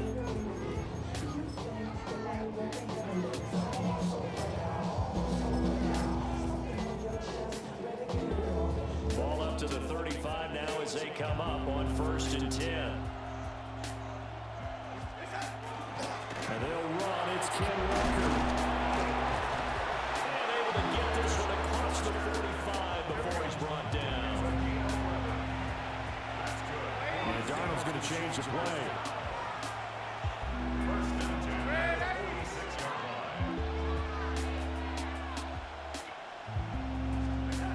They'll look to throw here on 1st down. And they'll get to him after a gain of 7 to the 47. Ball on the 47-yard line. Here's 2nd down and 2. Straight ahead, Walker. And he'll get it down here to the 40. Darnold that may got no abilities in Madden. Oh, that's wild. This game is something else, bro. Second into his prime time for a little bit of a gamble. Isn't it? Open up the playbook, go play action, toss that bad boy deep. But in this situation, go ahead and give it to your back. Let him pick up a 1st down. Keep the sticks moving. That's a nice play. 6 yards there on the keeper and 2nd down. What up, Quinu? How we doing? May have 94 no abilities. So when you don't have to drop a shoulder or create or get through contact or trash, makes it a lot easier to stay upright, see the field, and make a run as we just saw there. And the play goes nowhere. Losing yardage back near the 40 at the 39. Here is 3rd and 5. Darnold down to throw. He'll try and do this himself. He's taken in by his good tight end. And this is going to result in another. Good. Can't complain, buddy. It's made at the Packers' 24-yard line.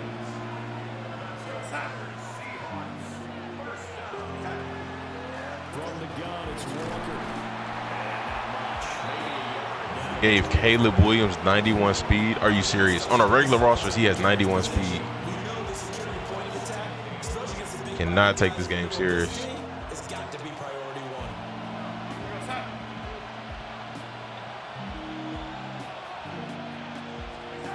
Darnold from the gun. Smith and Jimbo hauling it in on the out route. They'll go for a gain of 7. And now 1 yard to go on 3rd down. And he's already got 2 catches on the opening drive. They know he's going to be a handful. And sometimes your game plan. Commanders hired Detroit OC. That wasn't Detroit OC. And then you change your game plan. When he has the hot hand, you keep going back to him because he's running routes with confidence. Good throw. 91 speed, 93 acceleration. Bro. That's crazy.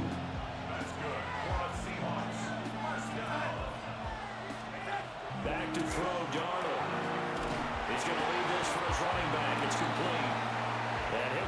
He said, is that not accurate? Crazy. Yeah. Caleb is the same speed as JSN. Right. Pretty sure that means he has a higher speed than Jaden. That's crazy.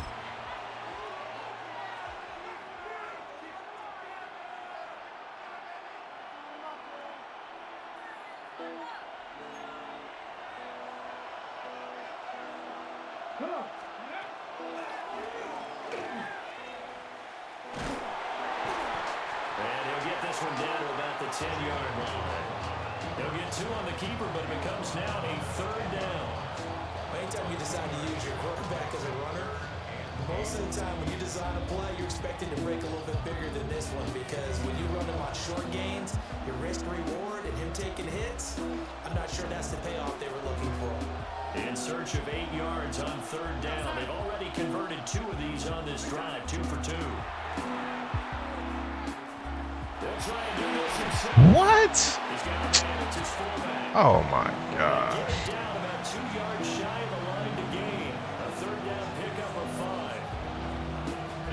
First drive, they're being aggressive, slinging it around. Really confident, too, because they're not trying to fool them with running plays, throwing it, and they're being very successful right now. And he will take this one in for the Seattle touchdown. Kenneth Walker taking it in from 4 yards out. And the Seahawks take a chance, but they find pay dirt on 4th and goal. Extra point up and through by Myers. And that makes the score 7-0. Robbie Oots catching that was crazy. And after the touchdown, here's Myers to boot it away.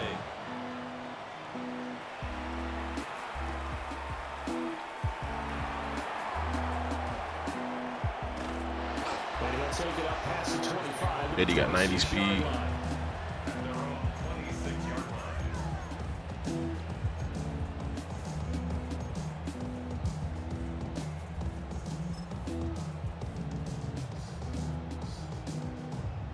Loving the Packers now with a 1st and 10 at their own 26. From the shotgun now, here's an inside give. Now he's loose at the 40. And finally taken down at the 30-yard line. So on the other side of the field now, it's 1st and 10 as they've got things rolling on this drive. Love from the gun. How did he do that? Got it here at the 29 on 2nd and 8. Throwing. Love. It's in. Ooh, that's too late. Took a shot, couldn't connect.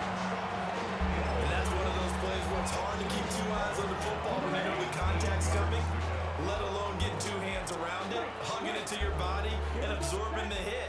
Even for those big tight ends, who you would think can absorb that contact. Love looking to throw it. And he will not make it to that imaginary yellow line as they get him to the ground at about the 23. A gain of 6 yards. Love to throw for it on 4th. Look in the middle of the field, he's got a man complete. 1:57 to go in this first half on EA Sports. So this offense able to convert on 4th, and now a fresh set of downs here. 1st and 10. From the shotgun now, here's an inside hill. And he'll find his way down inside the 10 to the 9-yard line. It's 2nd and 7 from the 9. Brings up 2nd and 7. Ready? Now Love. Touchdown. So we're going to DreamCon? Yeah. A 9-yard touchdown Brown.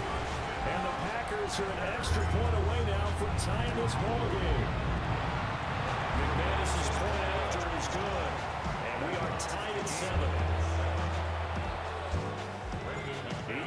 had it. Each team has scored. 7-7 here as the kick's away. I got a lot of work to do. Oh, a lot of work. In fact, it's over the back line of the end zone, so this ball will come out to the 30 now.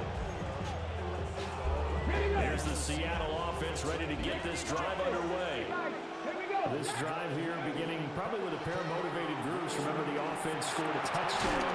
And the last time I look at repeat that in Charles' defense, they were very frustrated after giving up 6 the last time on the field. And frankly, it's just a battle of wills in a lot of ways because you know they're both motivated, they both game plan for this drive, and they both have specific outcomes in mind. To me, it just comes down to who can execute better and which side can step up and assert its will over the other. Oh, he was hit as he threw it there, and that one winds up incomplete. Here's 2nd and 10. Now Darnold wants to change it up.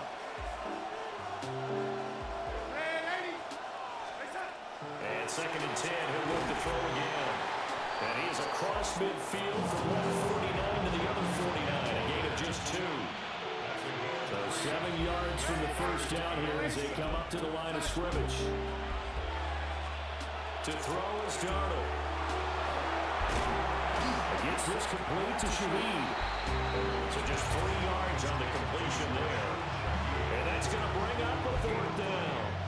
That pattern and scheme was well defensed on 3rd down. He tried to just sprint from one side of the field to the other, and they got it to him quickly. But no chance at yards after the catch there, and they stopped him short. They'll look to throw again. Trying to find Cup, but it's intercepted. There he goes, left side. And into the end zone. It's a pick 6 and a Packer touchdown. So they go on 4th down. Not only do they not get it, it turns into 6 points the other way. Disastrous. And many people think you should just go ahead and knock it down in that situation. Turn it over for the offense. But I had a defensive coordinator recently tell me, we see that as a pass. They got the right. They +5 speed is crazy. +5. What the heck? It's the exact right play to do. That's knowing when to break the rules and when to make a play that maybe you have. Somebody said, as a Bears fan, that's too high. Like, some of them even know. Remaining in this first half as the kicks away. Caleb is faster than Jaden, be for real.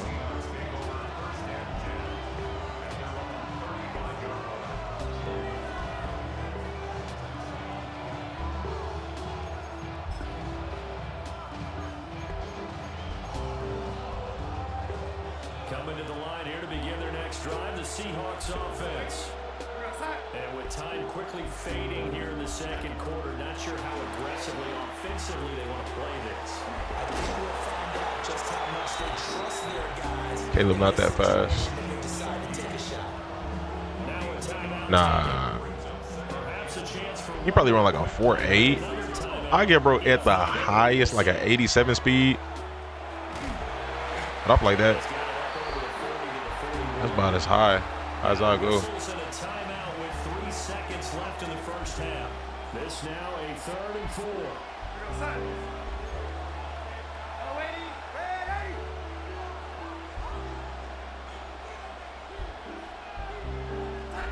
A final shot before the break. Darnold going up top for Cup. And his throw is incomplete. First half in the books. You're watching the NFL on EA Sports.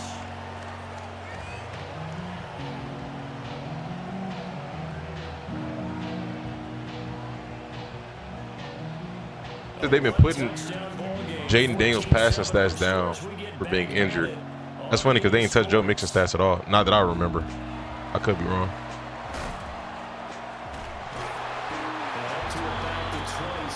One time I throw a Melrose a pick 6. No bueno.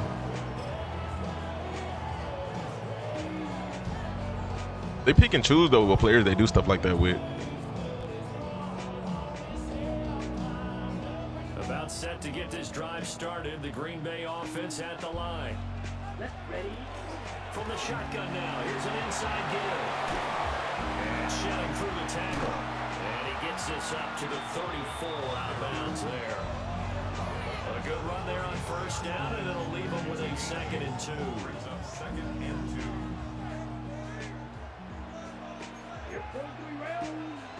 Black, 95.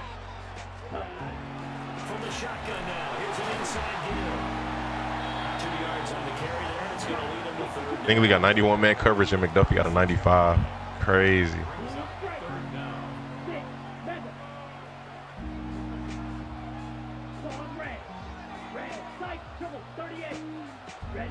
Here's Love. And that's caught inside the 30. She's tired. Take it in. Touchdown, Packers. Matthew Golden, 63 yards. And the Packers have taken it to They hit better zone corner than man. extra point from McManus is good. I gotta use Golden at running back. Sound good.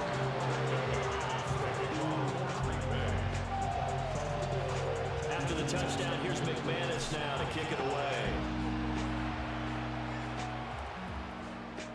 And that is over the back line of the end zone. It's a touchback, and they'll bring this out to the 30.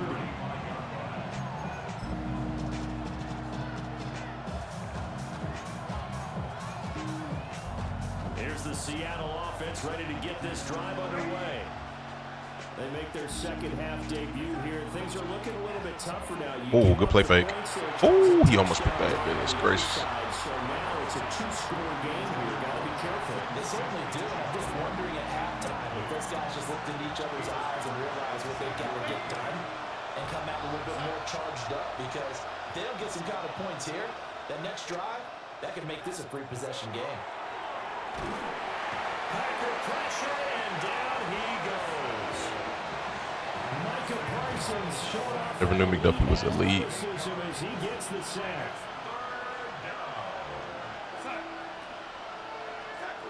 Now on 3rd and long, they'll look to throw. Finding Walker complete. And he is going to have a Seahawks first down as they're able to get the 3rd down conversion.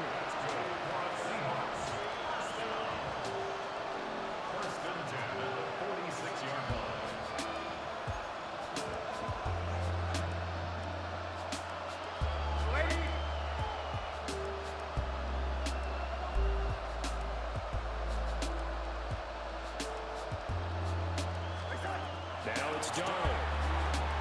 On the RPO, he'll keep it himself. And he's left with no option here but to throw it away.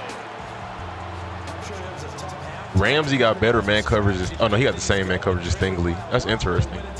Ramsey and Sauce got the same man coverage. Trent McDuffie is interesting. They'll fake the handoff. Now Darnold. They'll get this complete to the tight end Garner. And they'll wind up getting this one all the way down. Keyshawn Nixon he got that same thing that Jalen Noel has. Like they got 93 speed. They're slow 93 speed. And they got good acceleration, normal stamina, but I don't get it. Gonzo better than Stingley? No, I'm not taking him over Sting.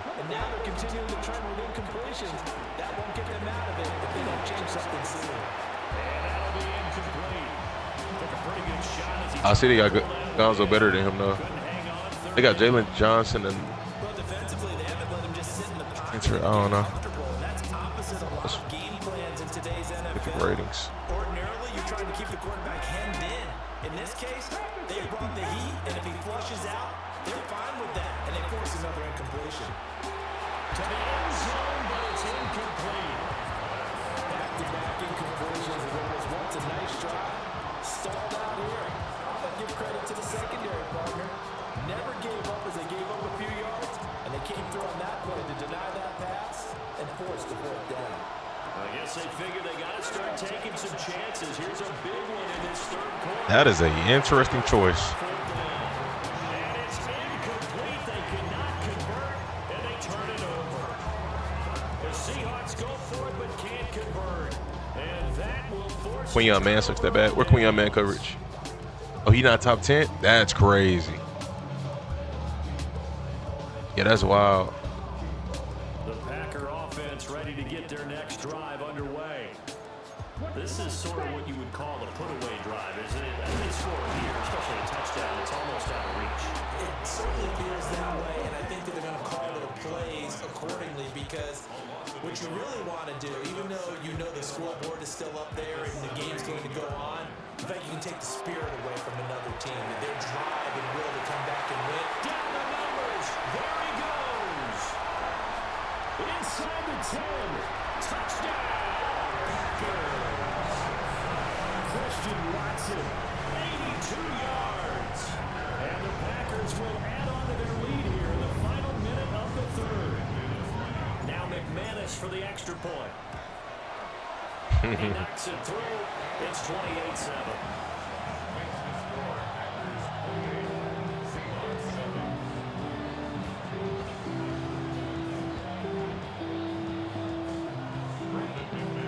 After the touchdown, here's McManus now to kick it away.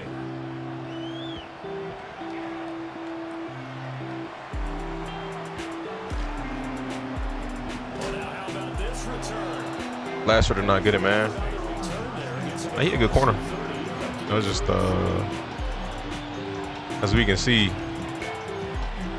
they don't do ratings.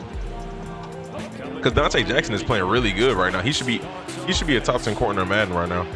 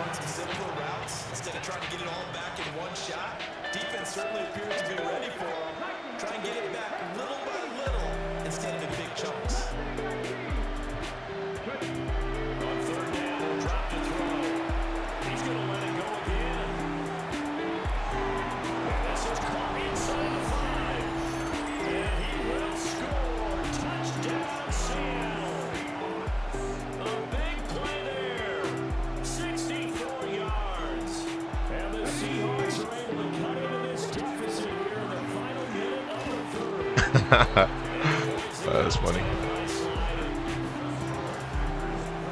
Too early.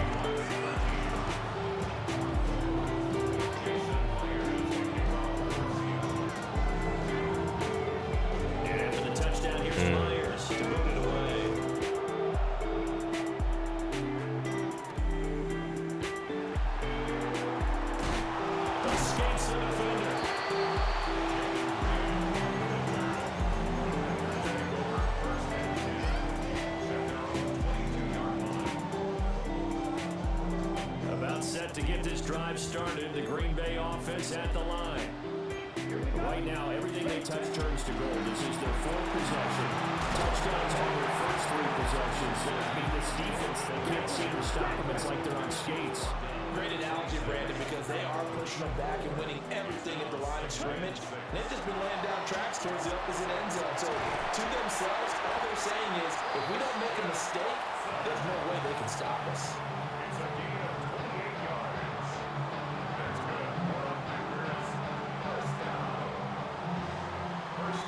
As they come to the line, they will not be able to get off another play as time has run out on this third quarter.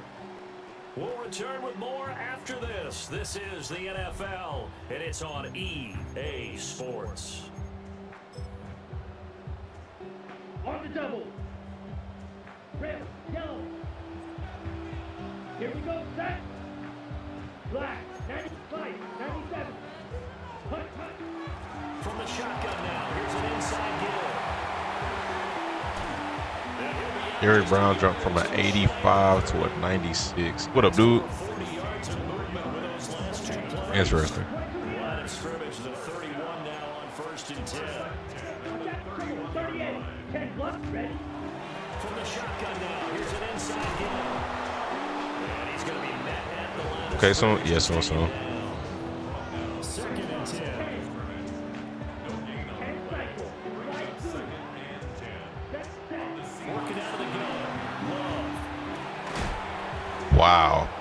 What an animation. Defender all over him that time, and it's going to lead to third down. Right where this setup down started, they need a full 10 here to pick up the first down and move the chains. Dobbs over the middle. And he will not make it to that imaginary yellow line as they get him to the ground at about the 23. On fourth down, Love.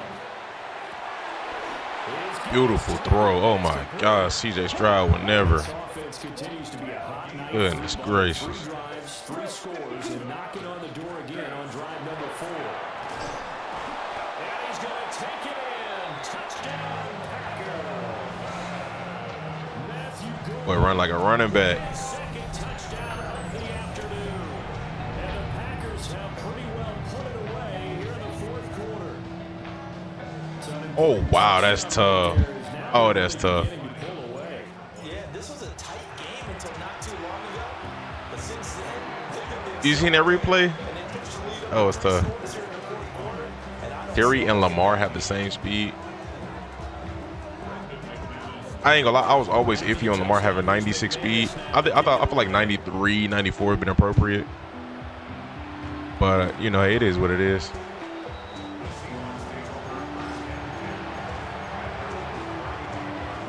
Here's the Seattle offense ready to get this drive underway.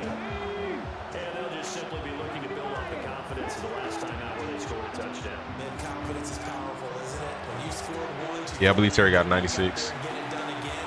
No matter what the defense throws at them, they feel like they're in a groove right now, and they want to get out there and show it. Yeah, hoping to stay in that groove here this go around.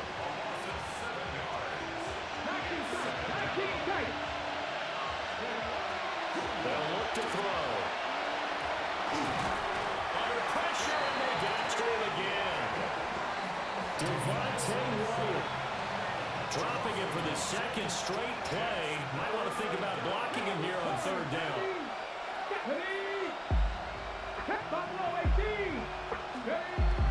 He'll drop to throw. He'll try and do this himself. Now a desperation throw deep down. Good hit. Well, had his hands on it, couldn't bring it in. Pretty symptomatic of how this game's been going. We are inside of 2 minutes left in this lopsided affair. How about this? They'll change it at the line.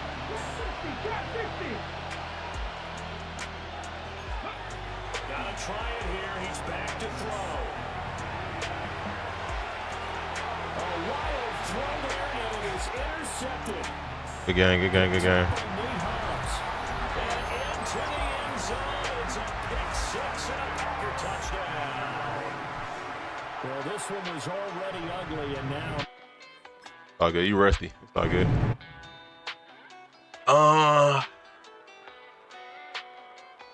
Who called third?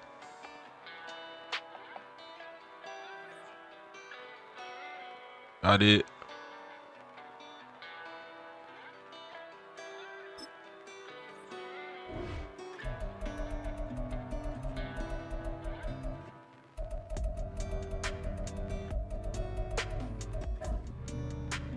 Okay, next, yeah, we'll do 2K after this.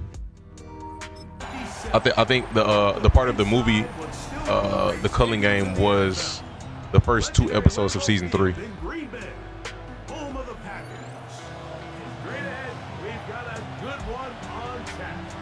JJ Case anime. Oh, you going Aaron Rodgers? Interesting. It was over when he threw that pick 6 to begin the game. That was tough.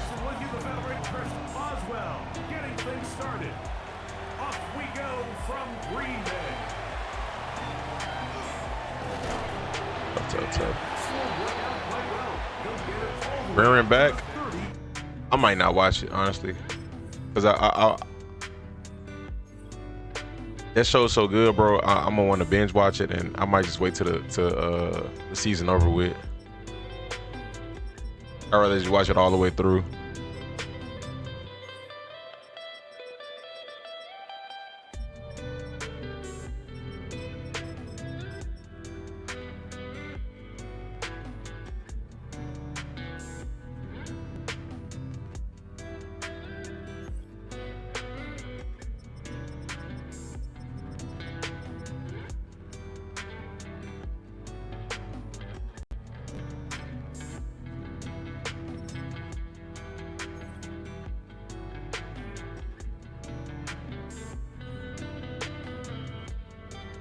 You seen that show, To Be Sentenced a Hero? A new anime. I seen in the first episode. It's pretty cool. Animation was good. First episode is an hour long.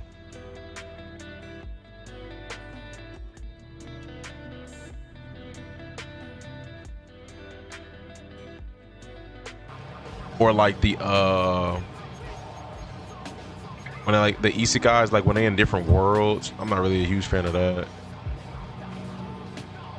Like if it's really good, I'll watch it, but I'm not a huge fan of it.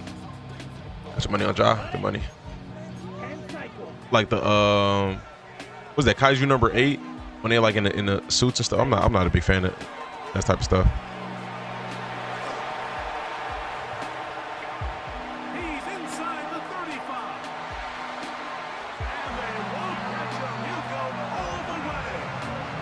I do want to watch Cowboy Bebop. I've been saving that one because when I finally do watch it, I'm gonna do it as a reaction. So we're gonna see about that one. Brandon McManus now to add the extra point. He's got it. Very fast to go in the IRL. Interesting.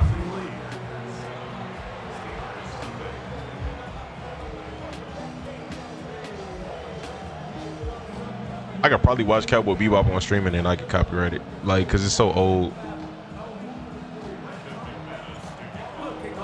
And then I've actually seen people watch like Naruto, other animes on stream.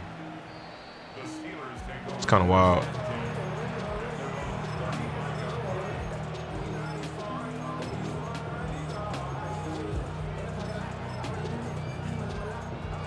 I might win it. We gonna see. How? I don't know. Only people I see watching too though, it'd be like it'd be in different countries. Like they'd be speaking French and stuff like that. So I don't know. People actually love Cowboy Bebop. It's crazy how many people have it. One of my boys said it's his favorite, one of his favorite animes of all time. And I've always heard nothing but good stuff about it. So like I can respect the show that doesn't, like, you know, you got me. I can respect the show that doesn't like milk episodes, you know. They just one and done, and it's just really good. Everybody ever say anything bad about it? Nah, me either.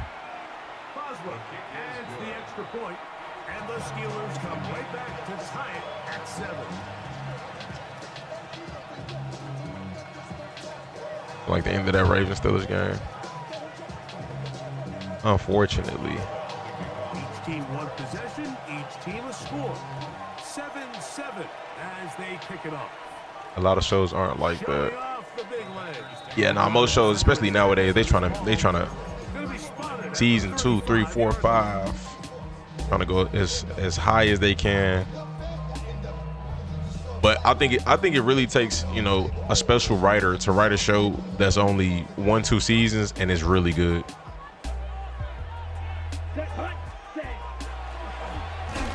Oh, wow. You know, it's amazing, Mike, that guys still end up fumbling. Did not expect that. Because I can tell you from experience, the first 15 minutes of every offensive practice is ball security circuit, and that could be a combination of. This is the only team that I fumble with. Like, there are literally teams on this game, and not only the only team I fumble with, but the Steelers and the Texans force the most fumbles out of any team I play with.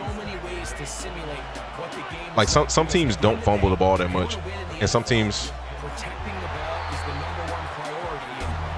don't fumble that much, and some teams force a lot of fumbles. And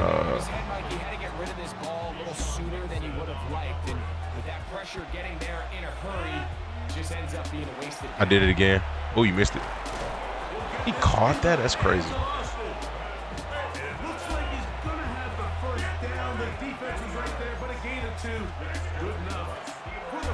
Oh, that was tough. Ooh. That's the first. That was tough.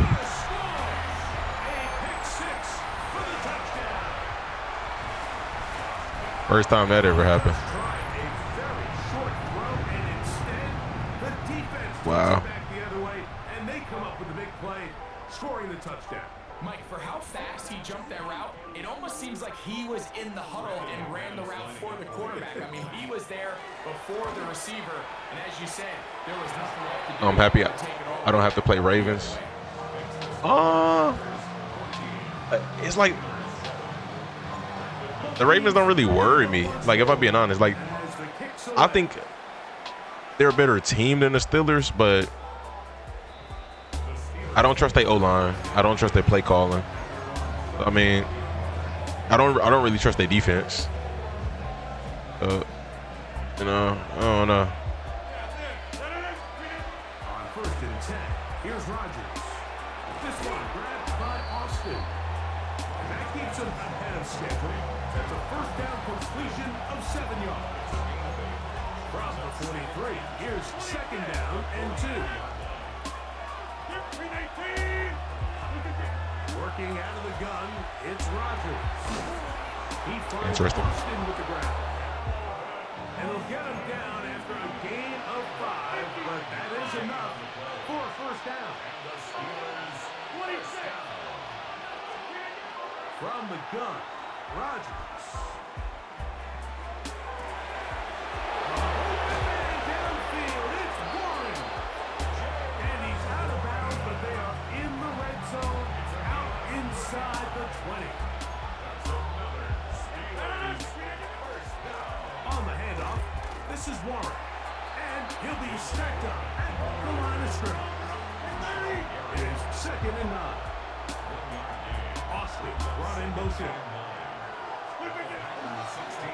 Once again, it's Warren. And he's able to find a crease. Get ahead for 7. He'll bring up 3rd down. Get 300! Get 300!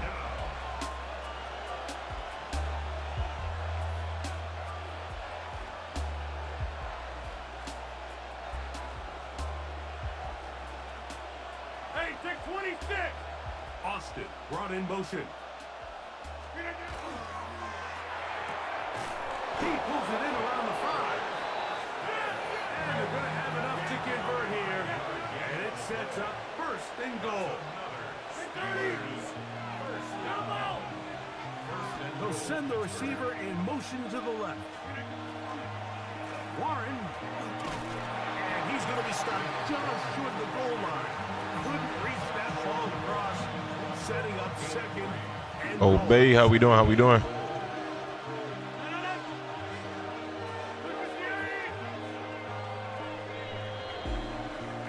So we'll get a 2nd and goal when we return. It's the Packers on top. And we're back at Lambeau Field in just a moment. The Steelers with the football to begin the 2nd quarter. As they come up now, 2nd and goal. He will do it himself. He's in. Jalen Warren. Touchdown, Steelers. Make no mistake about it, he may get the glory, but that does not happen without unbelievable blocking up front. So let's give the big guys all the credit in the world. He's able to displace the defense right there at the point of attack, and that's about as easy a goal line touchdown as you're going to see all year. We are all square, 14 apiece the score as this one's away. On the return, here's Jaden Reed.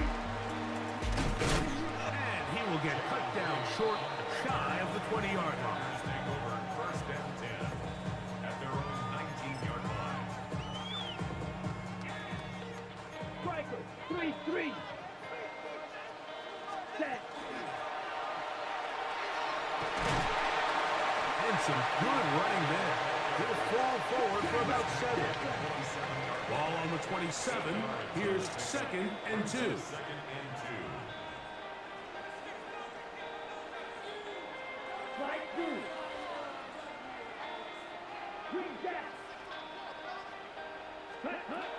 From the gun, it's Love. That one on target to Watson. Come on, Ramsey, really? I guess. At the 20-yard line. Well, trying to get involved in the Madden community a little bit. Haven't played since 2011. Eesh, that's a minute. Well, welcome back.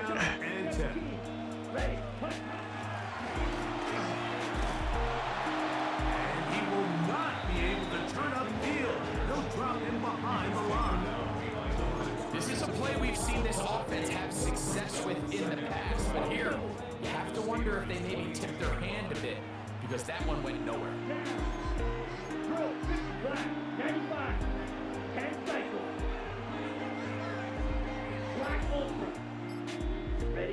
On second down, Love.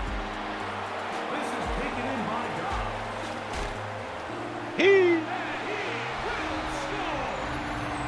Romeo God. Touchdown, Green Bay. Like we used to have a saying that it was the responsibility of the receiver to run the route through the eyes of the quarterback. And I think this is a great example here. Two guys clearly on the same page. Quarterback Definitely different game from what I remember. Played DB at the highest level though, so that was me understand coverage game. He's able to pick up the rest with his legs. Yeah, it's Big time connection for the touchdown. totally different game from 2011. And that one is through the back of the end zone. It is a What? touchdown. Nah, Drew Brees is on cover 09. Who's on the cover of Madden 11? I don't even remember. Was that the year they split it? They put two people on the cover. No, was that Peyton? I think it was Peyton Hillis. I can't remember. Cannot recall. Missed it. Was Breeze? Okay.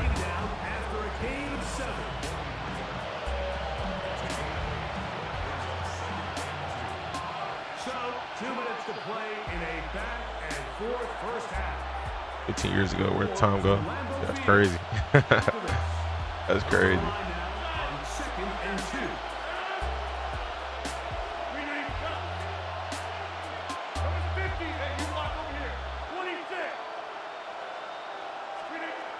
The shotgun, it's A-Rod. Good throw. Oh, too low. But they cannot connect, and it's incomplete. Now a 3rd and 2. Here's Rodgers. He's got the connection there to Valdez-Scantling. From the 39, here's a 1st and 10.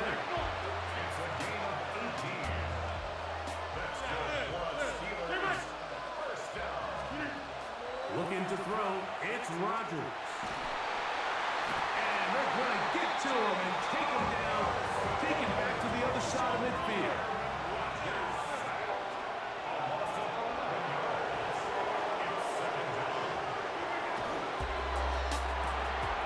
We'll get this out wide. That will make 3rd down a little more manageable. Good yardage gained on that one.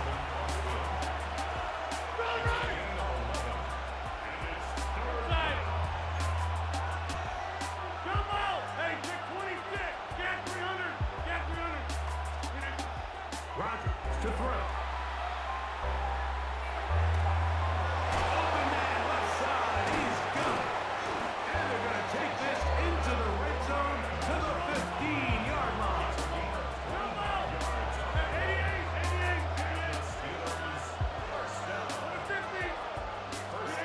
First down for Aaron. Wide open. Come on, bro. Cut down the game and once it down to the league. Play. Who'd you play for in the league? His second catch of the game. And both have gone for touchdown. Boswell adds the extra I don't know why Trevon didn't play that. will even the score. It's now 21 all. Yeah, the Giants, Philly. Interesting. Still a little time. Final minute of this first half. We'll I must say that was a dot. It was a good throw, but he's been running the same play the whole drive. Like, I expected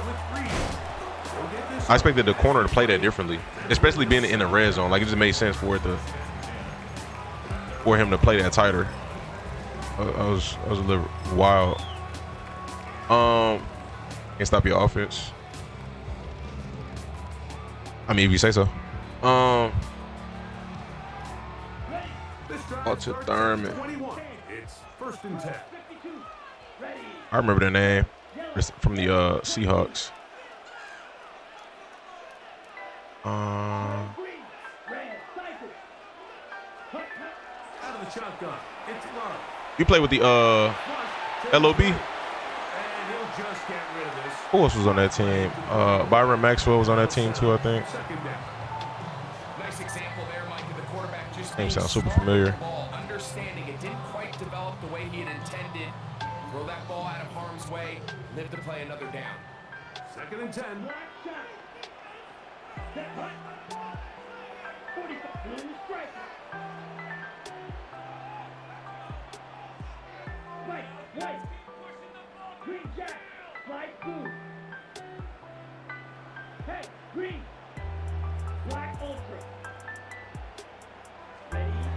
To throw is Love. He's going to take a Come on, come on, come on, come on, come on. down the middle. Oh my gosh, dog. To the ground. It's incomplete. He was trying to connect with Matthew Golden that time. 3rd down coming up.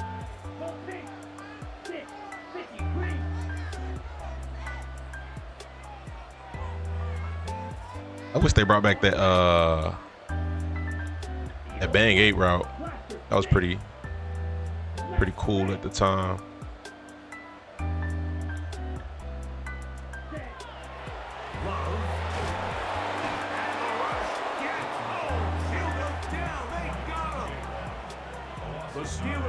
Max, KJ Wags, Sharon Rush. That was a squad.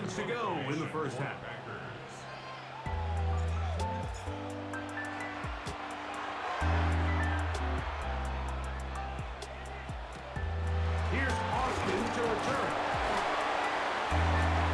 Okay. Nice return there, picking his way up past the 35-yard line. Now a 1st and 10 from the 38-yard line.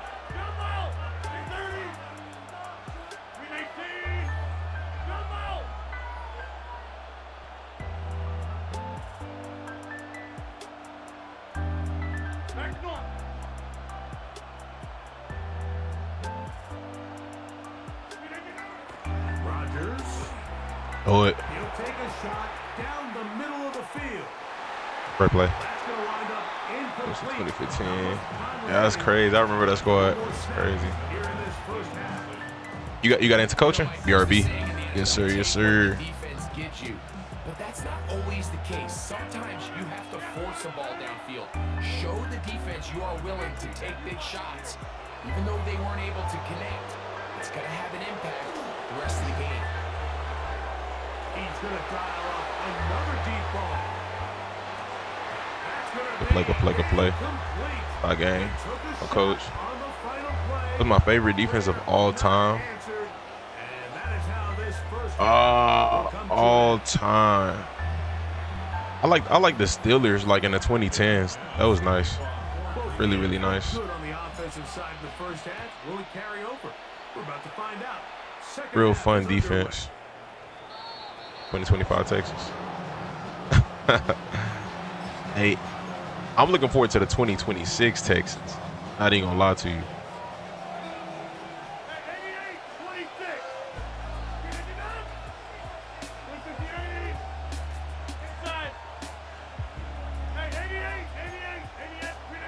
A-Rod down to throw on 1st down.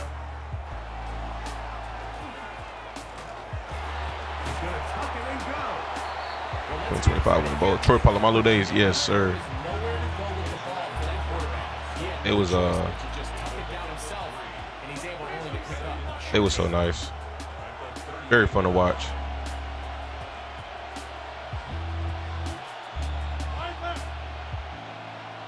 Valdez Scantling on the move.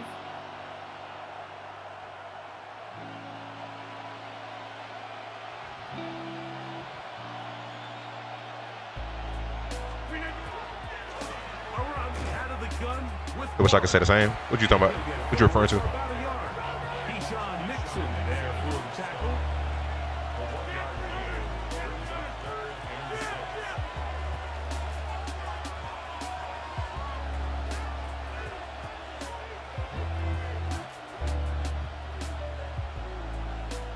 Ravens.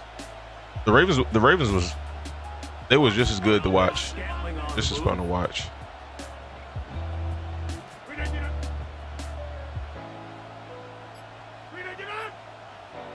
Ray Lewis, he was my favorite defensive player of all time at that time for sure.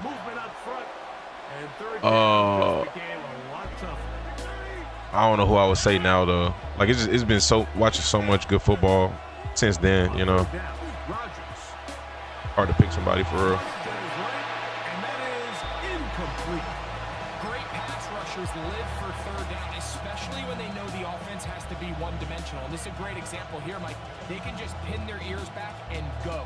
They know there is no threat for run. It is a must-pass situation, and for this offense, they're lucky it didn't result in a sack.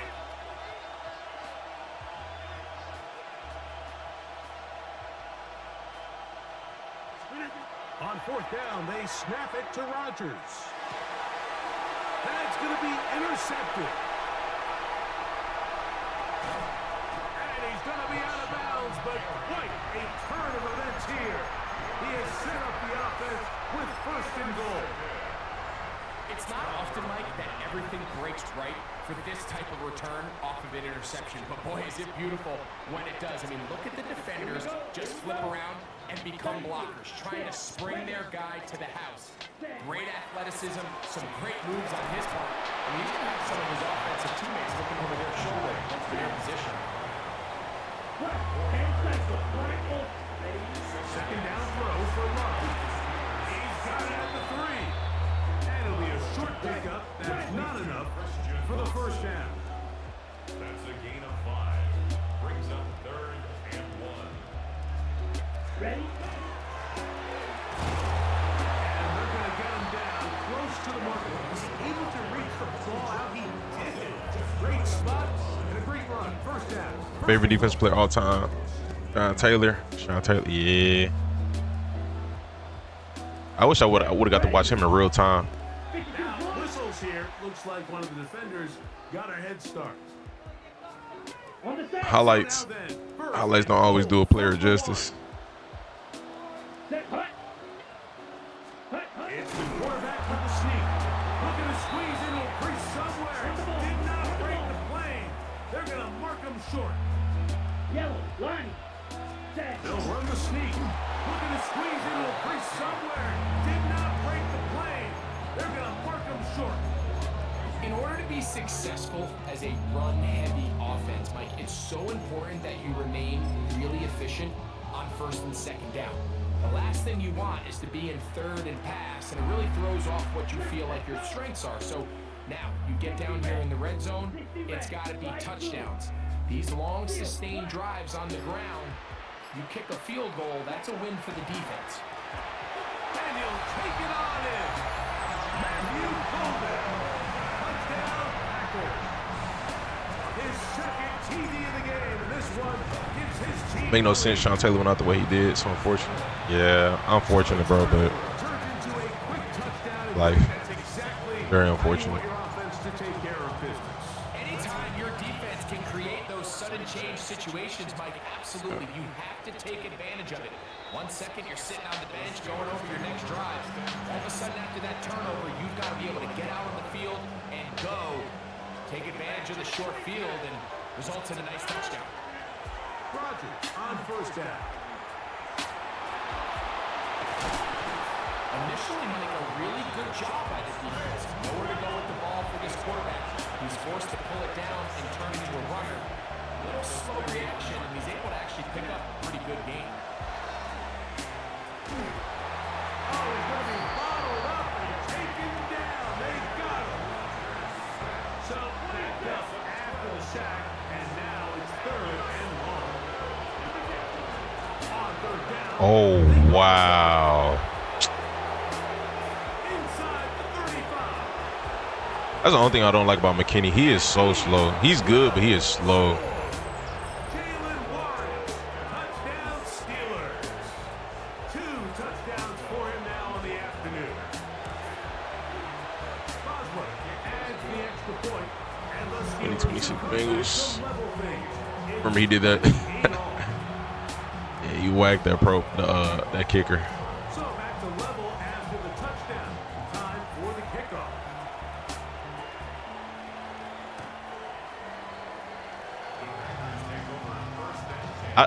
I don't think they're going back to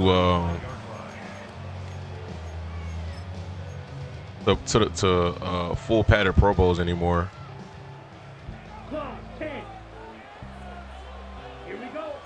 I doubt it.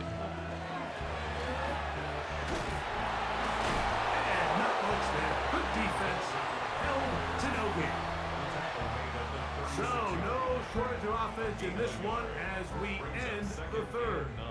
Back with more after the break. You're tuned in to the NFL on EA Sports. I think from a player perspective, like they probably, don't want to risk getting injured. Second and 9. Ready, fight, kick, ready.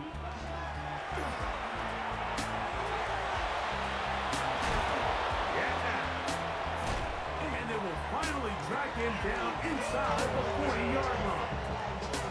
25 yards, the pickup there. First down, Packers. There's an air of excitement, Mike, anytime they call his number on the ground, and I think we can see why.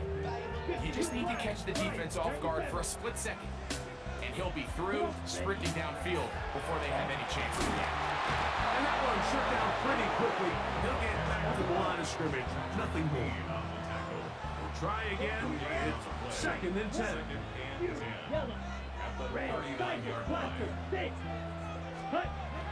Now Love to the left side in the hands of Watson. And he's going to be dropped after a pickup of about 5. Brings up third and 4.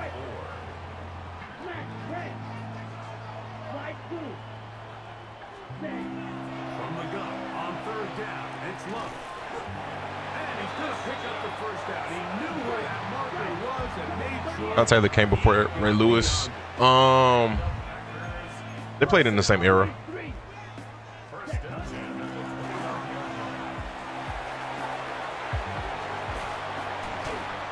he'll be out of bounds down at the 15-yard. He's tired. I got to get him out. A pickup of 14 on that one. Good for a Green Bay first down. I like the change of pace. The idea that you want to keep the ball on Ever heard from Golden? You don't want to do it in the traditional sense of just turning around and handing it off to your running back. So this time, they give it to the wide receiver. They get him in space, get the ball in his hands, and he turns it into a solid game. Now the first carry of the game for Josh Jacobs. Block. And he's going to get belted out the end when he keeps possession of the football. Setting up first and goal. First down. First and goal at the 3-yard line. Here we go. Red, 38. So 2 minutes left to play in the second half. Greg and I back on EA Sports after this. Ready. Here is first and goal. Here we go. Ready. Here's Jacobs. And that play took a little long to develop. They stopped him for no gain at the 4. It's a loss of 1. Brings up second and goal at the 4-yard line.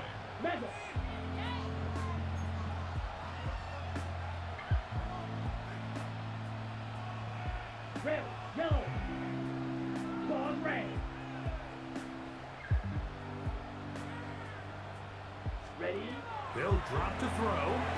Moving to his right. Free pick. He just stopped running, bro. Picked off by Joey Porter Jr. Come on now. They're going to take possession here. It's a touchback. They'll take We had the whole over sideline right there. 20-yard line. Whole space. Games, especially in the second half, I throw that. these are the big moments that He stopped somebody running. needs to step up and make a play, and that's exactly what he's able to do here. Great read, great He ran all the way across the field and just stopped running right there. that ball and ends up going the other way. They'll come up for first and 10.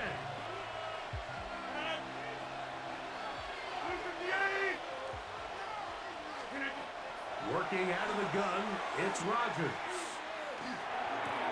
That's out wide to Warren. And I don't know about Pierre Garçon. Pierre Garçon was nice. Played with Washington and 49ers. I think he played with the Colts too. He was nice. From the gun, Rodgers.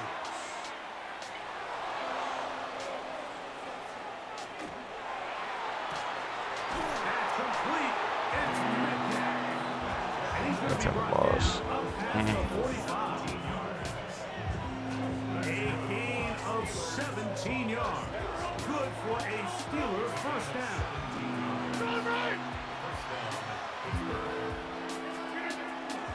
Warren. Oh my gosh. Good game, bro. Inside the 40-yard line. Give him 15 more on that one. They are on the move. It's a first down.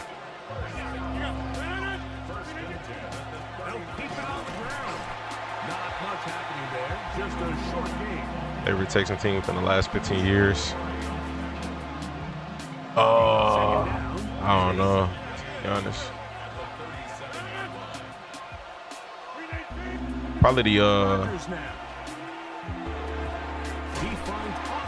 Probably the one that lost 24-0 to the Chiefs in the playoffs. We had a nice squad. Lamar Miller, Deshaun, Will Fuller, D-Hop. Had a good defense. Some of the older teams was good too. It's first and 10. They'll run here. Not much there.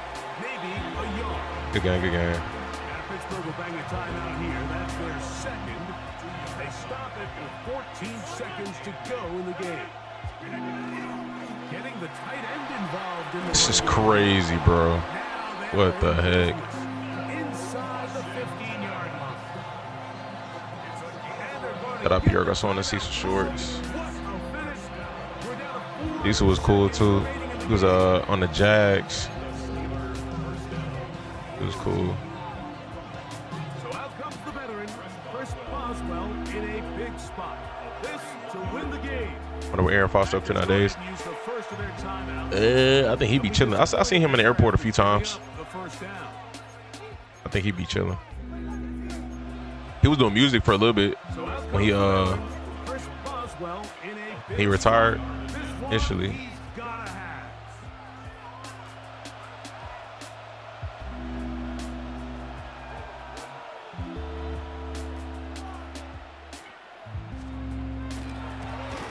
This kick is Good game, bro. I sold on that throw. Unfortunately, a game winner. that made no sense. Like I don't understand why he stopped running, but whatever. Been losing the job a lot recently. It's been a little back and forth here and there. You don't understand.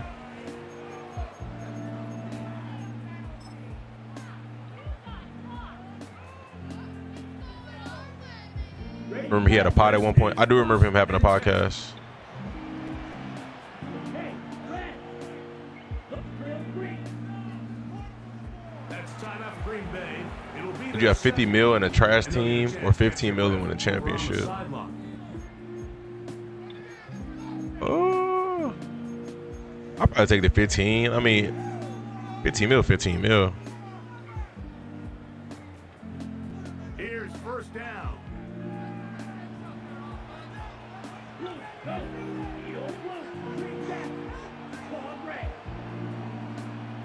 Rockford, six. Red, cycle.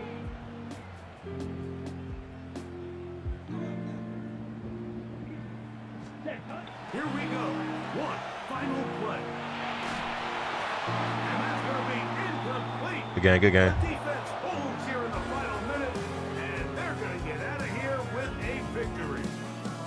You on a 4-game win streak versus me? I don't know about They that. get themselves into field goal range for one final shot. Kicker delivers. Give me 50. You'll probably end up selling that ring. Never know. 3-point Okay. victory. And that'll do it for my partner Greg Olson. For our entire No team worries, no from worries. Costa Rica. This has been a presentation of the NFL on Give me 65-30 with the Packers. With that, Okay. we say so long, Got you. everyone.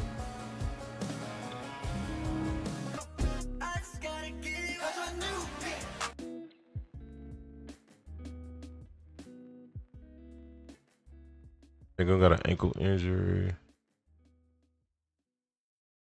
What position you play, baller?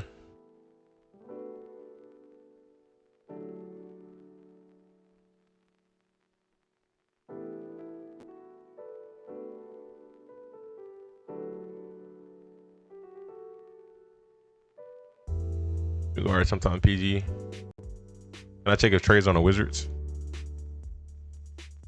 Y'all want to play with the Wizards now? Finally. Yeah, he on there.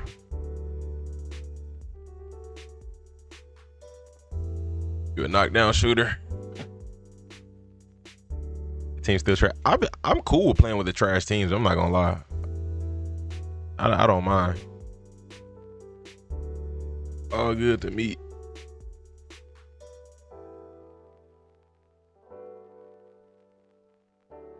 God, they got the corpse of Chris Middleton. Crazy. I'm surprised he hasn't got traded. But like, what team really would want a Chris Middleton right now? You know, like I feel like majority of the playoff teams are young, so like they cool with their young guys.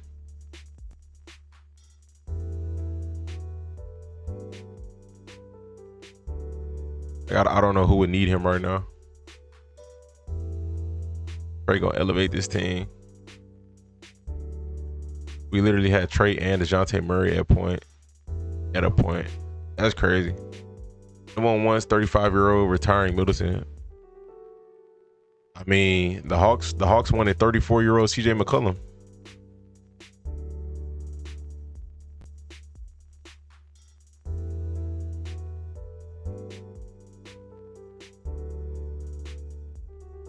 Wanted Bub instead of CJ. You on whatever team you want to be on. Don't matter.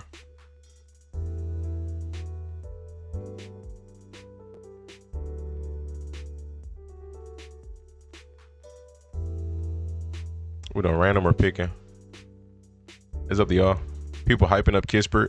They're hyping up Kispert like they hyped up Jake LaRavia.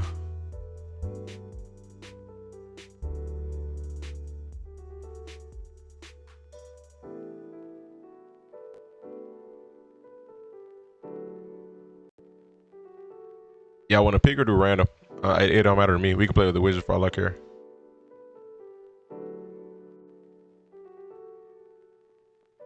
LaRavia can shoot.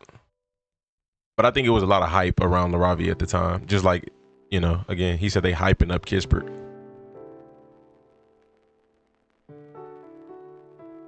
It's like they trying to make the trade sound good. Just like they tried to make the LaRavia signing sound better than what it was at the time, you know, like because the Lakers needed something. They didn't need LaRavia though, just like the Hawks just got Kispert for Trae Young. Like you can't really even hype that up for real. But hopefully everything work out with bro, you know.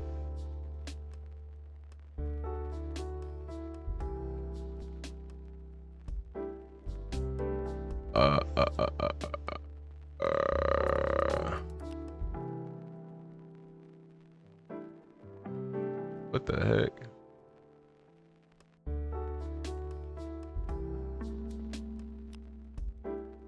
Wizards dumb. They traded Denny away for Kuzma.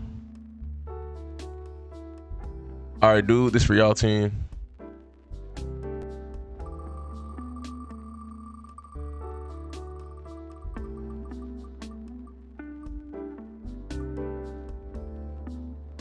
Y'all got the Nets. And we got the... Give us the Wizards. Give us the Wizards. You want two spins? Okay. Y'all got the Nets and the Rockets. And we got the... We got the Kings.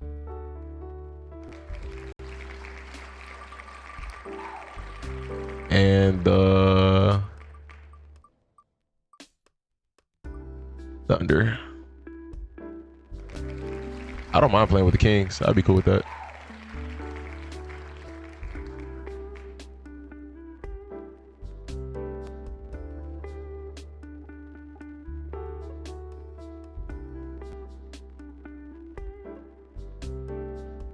I'm down for whatever.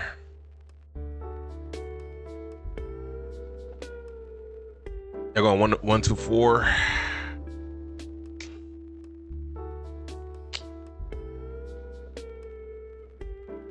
Didn't Warriors lose to the Pacers?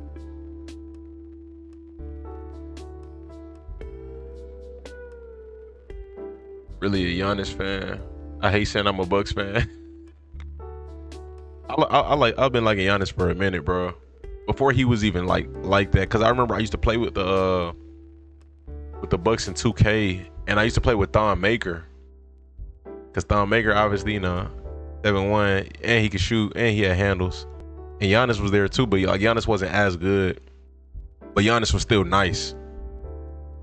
And just because of them two, they used to be my favorite team to play with. And then Jabari Parker used to be on the team too. He was low key nice too. They had a tall lineup.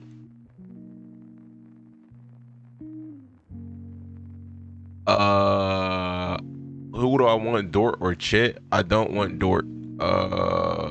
Give me Caruso over Dort. Actually, you know what?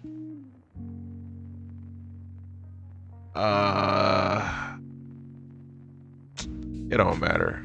I'll take Chet. I'll take Chet. Give me Chet. Yeah, give me Chet. Give me Chet.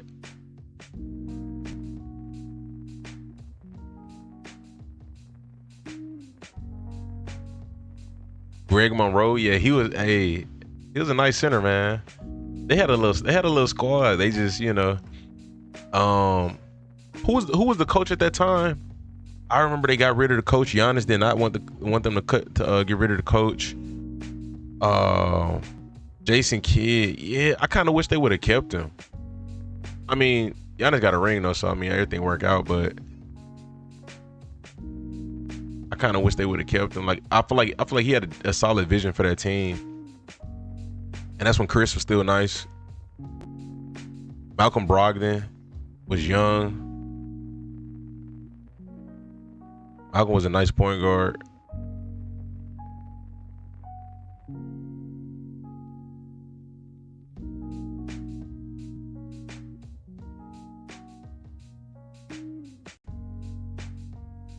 Thon Maker was 19 going on 30. Boys was old.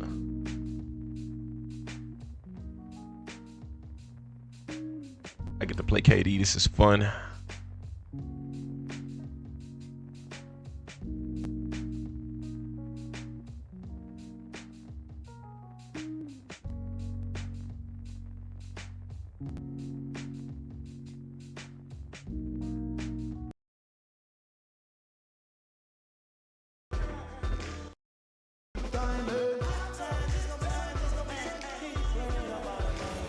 If it was a different user, like somebody who just don't got the green light like Caden do, then we would have had a better shot. But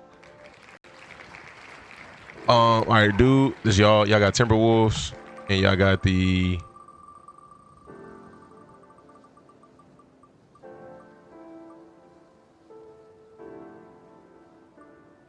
Nets again. All right, we got the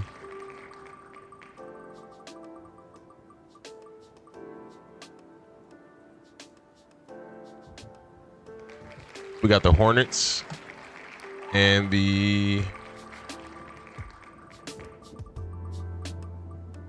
cool with that,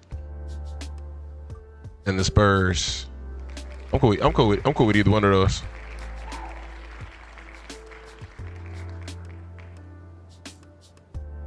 I'm cool with either one.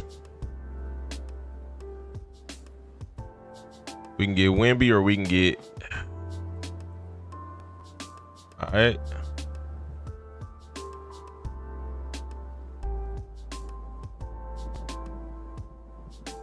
They Nets, so we have to go Hornets. I'm cool with that. I ain't tripping. Who everybody want?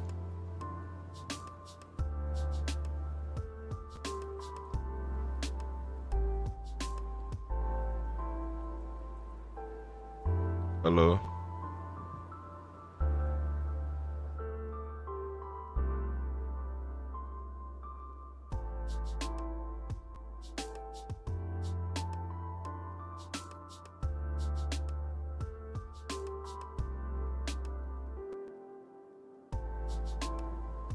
Do I want Miller? Which player of these 5 will be the best suited to guard Michael Porter Jr.?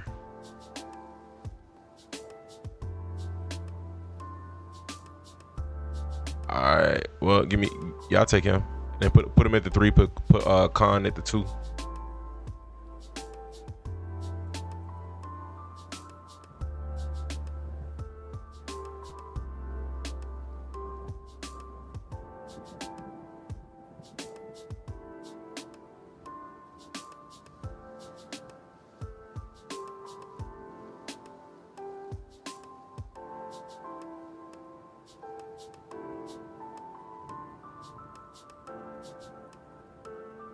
Are we going 1 through 5? 1 through 4? Yeah, we're going 1 through 4.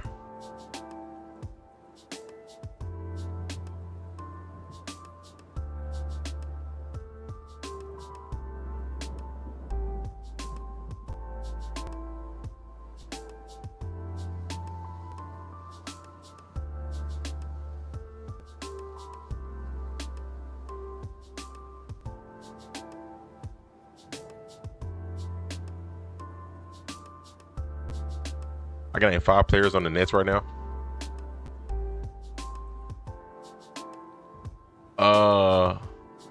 Give me like 10 seconds. What is this, Caden?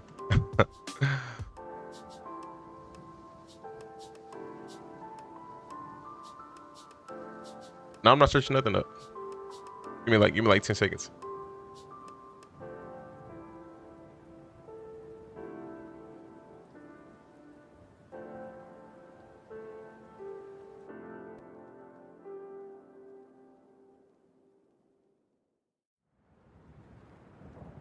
Insane.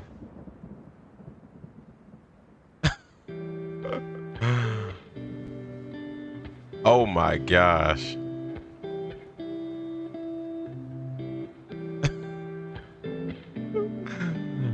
That's crazy.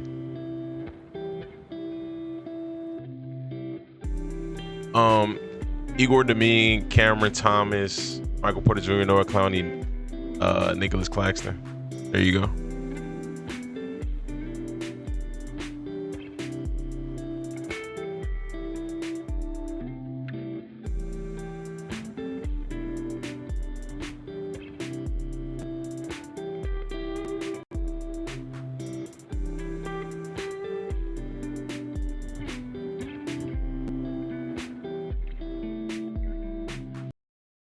Hi and welcome everyone here on 2K Sports. Can't wait to get some NBA action going.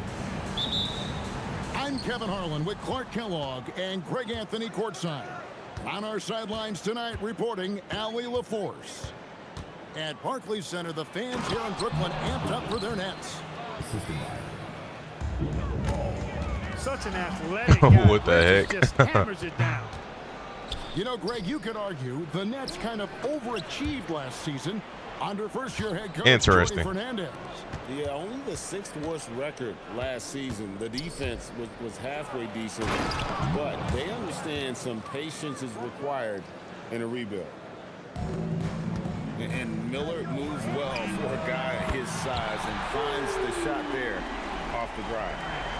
And he likes to get in a rhythm. Got a stat for you. James Cook led the NFL in 100-yard rush games. The Jags haven't had a. Oh, that's gonna be interesting. Now, what's the best running back that the Jags played this year? This is what height in the backcourt gives. Probably Jonathan Taylor, huh? Get almost anything he wants in there because they did pretty good against him. Thomas gets the bucket. Well, he is looking confident. Love how they're using him so far. And you know what? They're going to keep using him. I mean, he'll be the centerpiece of their offense today. You can bank on that. Oh, my bad, Ja. 6 to shoot. That's going to be over and back. Interesting. Watching for the line. CMC, CMC not doing nothing this year though. They rushing off has been bad. K9 not starting. So JT, so that's fair. But that's a divisional opponent, so I give him a grain of sauce. I can see James Cook getting busy. Target from outside. Nice pass in here by Charlotte. Interesting. Shot by Diabate. No good. But it's definitely going to be a good matchup. And it's Porter with the ball for the Nets. And we know this, Clark. Michael Porter Jr. can be explosive offensively. Yeah, he can put together some high-scoring games for sure, Kevin. He's the kind of guy that I think has still a lot of room to grow in his game. Here's Demon. A miss that time. Would have put him up. Right now, let's take a moment here to catch up with Allie LaForce on the sideline. Thank you. LaMelo Ball is a playmaker, first and foremost. He said, I just start off the game trying to get my team involved, get the flow going. After the team's going, I try to get mine. If you get the team involved first, more pieces going, it just makes the game easier. Guys, back to you. A great passer. Hey, Allie, thank you very much for the report. Back to Ball. Left side, Miller. Just 5 to shoot. It's hauled in by Michael Porter. I had it at the bar. Just even guys at his skill level will miss those from time to time. Dang, B-Mill cannot. He can't pass. His pass animation is kind of buns. You know, as a playmaker, Ball can look off the defender and drop dimes with either hand. Pass to Demon. Puts up a 3. It's rebounded by Charlotte. 8-second difference between the shot clock and the game clock. Took the opportunity when he saw it. Ball's got 5 now. And see, I can take that with a grain of salt because the Rams blew the Jags out, so they didn't really have to run on them. Well, you know, this is what you like about him as a facilitator. He hits his man where he can do something with the rock. Back to Ball. Oh, bro. All right, I'm done. My bad. I ain't even try to with him no more. They get a hand on it. And again, Charlotte running the court in transition. And Charlotte again with the I'll let you join. I might run one more. This might be the last one, but we're going to see. Trying to make the right play. That is just a careless turnover. You've got to be smarter than those. Oh, my fault. And so the first quarter is in the books. Hornets lead by 7. Did not look at the clock. I'd be reading it at the same time while playing, so it's distracting and sometimes. Hope you've enjoyed the broadcast so far. Halfway through the first half in this one. And a chance now to catch up on some numbers here. The hustle stats for Charlotte. They've really been pushing that thing in the open floor, and so far the opposition's not been able to slow them down at all. You see a lot of pick and rolls, but you also, Greg, hear about inverted screens. Can you explain to the viewers what that means? Yeah, that's where your guard actually is the one setting the pick for the bigger player, and having little guys who are willing to put their body on the line. You think of a Steph Curry and John Stockton, 2 of the best to ever do it. Boy, look how easily Bridges shoots through the contact there. I mean, his mechanics are strong, as is his body. Better to be lucky than good. That pass was just deflected and not stolen. Dodged a bullet there. Pass to Clowney. Here's Demon. Now Thomas. Lost contact on the shot, and now a 3-point play chance as he'll head to the line. Get the ball in close. Get your points that way. That's doing good business. He's getting his first free throw attempt of the game here. You know, Greg, talking about Cam Thomas now, what are some things you'd like to see him improve on? Well, I'd say defense first and foremost. If he's able to improve there, as well as his passing and playmaking, watch out. He's already an incredible scorer. Knipple with the bucket. Knipple's got 6. Attacking in transition, the most consistent way to generate easy looks. Yep, exactly. And if there's any opportunity for early offense, you've got to push it and push it every time. Interesting. And Cameron Thomas picks up the foul. That's his first foul. Oh, great defense there. Anticipated the play and got there first. And not afraid to put his body on the line either. He took a shot for the team in that situation. Back to Miller. And Miller throws it down hard. Add that to the highlight reel for Miller. I'm sure it'll grow quickly. Pass to Clowney. Thomas outside. Drills it from outside. 14 points for him. And they've got to talk to each other on D there. Miscommunication, and now he's able to make them pay. There's a good screen. Here's Bridges. The kick out to Ball. And here we go. Brooklyn fast break. It's Thomas outside. Couldn't get it to drop. He's now made 5 of 8 shots. Over the last 2 decades, Kemba Walker has been one of the few bright spots, Clark, for Charlotte basketball. Yeah, you look back at his time there, he led the Hornets to their last 2 playoff appearances, Kevin. He retired as their all-time leading scorer, and now they're thrilled to have Kemba Walker back as a player enhancement coach. Inside. Diabate. What the? And it's out of bounds. The Hornets able to retain possession here. 1:02 left from the first half of basketball. Shots good by Miller. A huge reason Miller went so high in the draft. His three-point stroke. It's exactly what you want in a wing. Pass to Claxton. Three-pointer. The shot. No good. Charlotte leading by 4. Took him no time at all on that one. And it's 8 points for Con Knipple. Here's Thomas. And then Thomas with the dunk. And some hang time on the rim. Puts a little cherry on the top of that slam. Well, those kind of displays of strength can get one team rolling. And can put the other team on its heels. We'll see how it plays out. Here's Clowney, and he jams it with authority. Oh, an aggressive move and fantastic finish. Trying to send a message with that slam, I think. That's exactly how you send it. 2 hands and down. Pass to Clowney. Here's Demon. A three-pointer off the mark. Here's Ball. And Ball slams it in. Oh, taking it to the rack with power. Hammering down the two-hand slam. Really piling on the lead with a dunk like that. And we finished one half of basketball. Hornets on top. They're up by 6. 2K Sports back in a moment here in Brooklyn.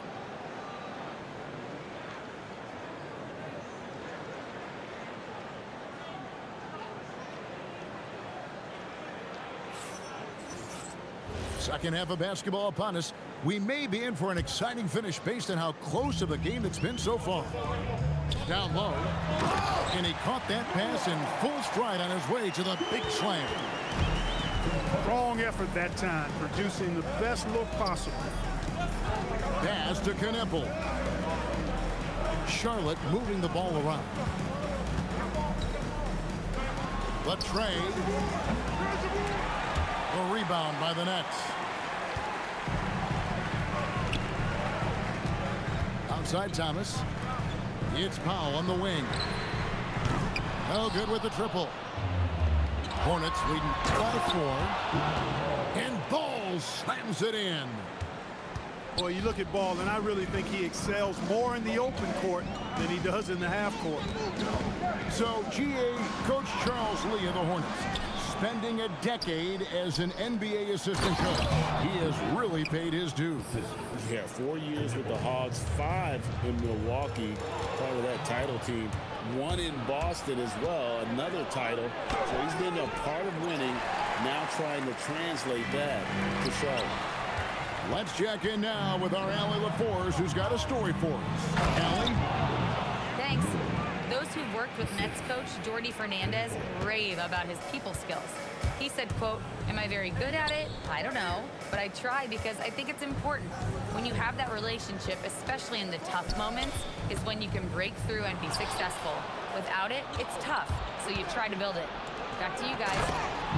Thank you, Allie. And it's Miller with the jam. There's the athleticism of Miller on display. It's Powell on the wing. They need this. Hits the three-point bomb. That is not enough coverage. Got to do better than that defensively. Basically no coverage. I mean, Defense did not look very good there. Here's Ball. And Ball slams it in. Ball exploding off the floor for a big slam. The young fella's got some pretty good hops on him. Claxton with the steal. Pass to Clowney. Outside Thomas. Back to Powell. And it's Thomas at the elbow. And Thomas with the stuff. Strong move to the 10, trying to get his guys going. Hard not to get motivated, GA, right when your teammate makes that kind of play. You know, when you're looking to close the gap, you need guys who will take it upon themselves to step up, take the initiative, and make something happen. It's Thomas on the wing. Off target with his three. But sometimes it's more about what the defense is doing. On that possession, they were all over him on the perimeter. Don't sleep on Knippel's hops now, because he's definitely more than capable of hammering it home.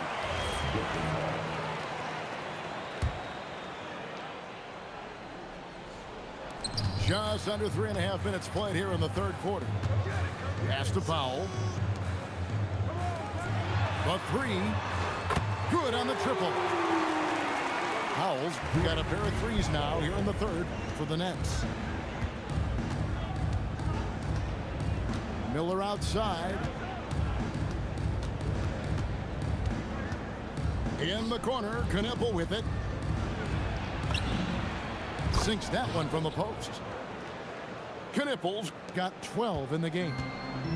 It doesn't take much for Knippel to find his rhythm, and once he does, this guy goes into a scoring machine. And so it's the Charlotte Hornets going into the break with a 10-point lead. A terrific tempo and a great pace. The fast break has been a set. 44. The fourth quarter has arrived. So good to have you with us. And here's Ball. He'll bring it up for Charlotte. To the middle. Back to Bridges. And Knippel now top of the key. To the paint. The kick out to Ball. Clock at 4. And there's the call on Drake Powell.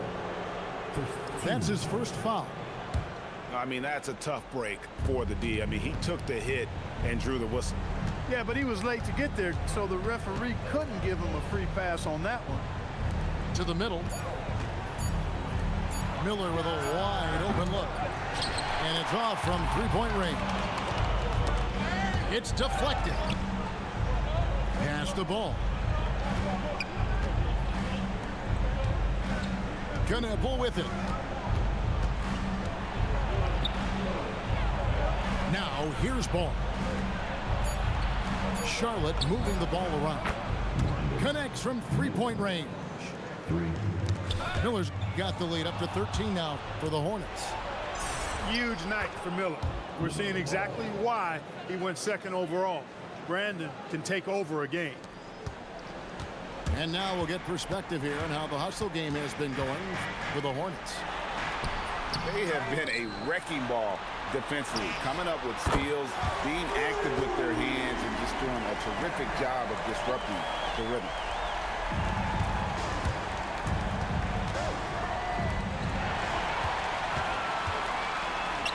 Here's Claxton. Powell. Down he goes for three.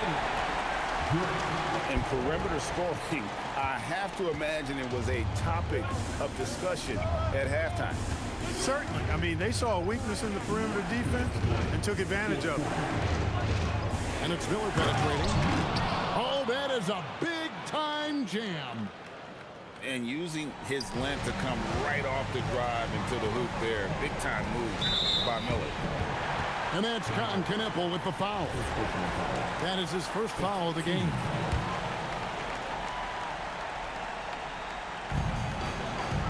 Here's Thomas.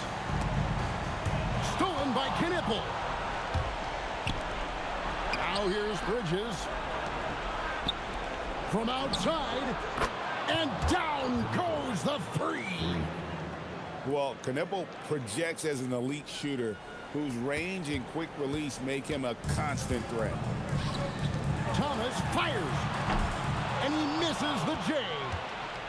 Got a decent look at it, but sometimes the shot just doesn't go down. And it's out of bounds. The Nets will take it the other way. Nets trail by 14. Powell with it. Now guarded by Ball. Takes the three. He drills the three. Guys, I think this is a game they have to feel good about as we wind through the final moments here in what looks to be a solid win for the Hornets.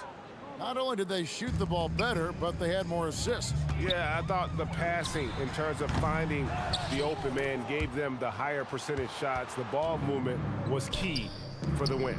And we watched one guy all night long, guys, and looking at the stats just confirms what a dominant game he had. What a night tonight it was for LaMelo Ball. He was superb as a facilitator, really orchestrated things offensively, created a lot of opportunities for ready shooters. And guys, not sure where his head was on that shot. Not what this offense was designed to create. Not at all. I mean, that's where they want him looking for a teammate, not trying to do it on his own. He needs to share the wealth there. I see. Then Bridges jams it in. And it's just competing, you know, giving your best when it matters most. Yeah, you know, once they got victory in their view, a huge injection of energy and a great run to finish it off. They get it back. Out to the right wing.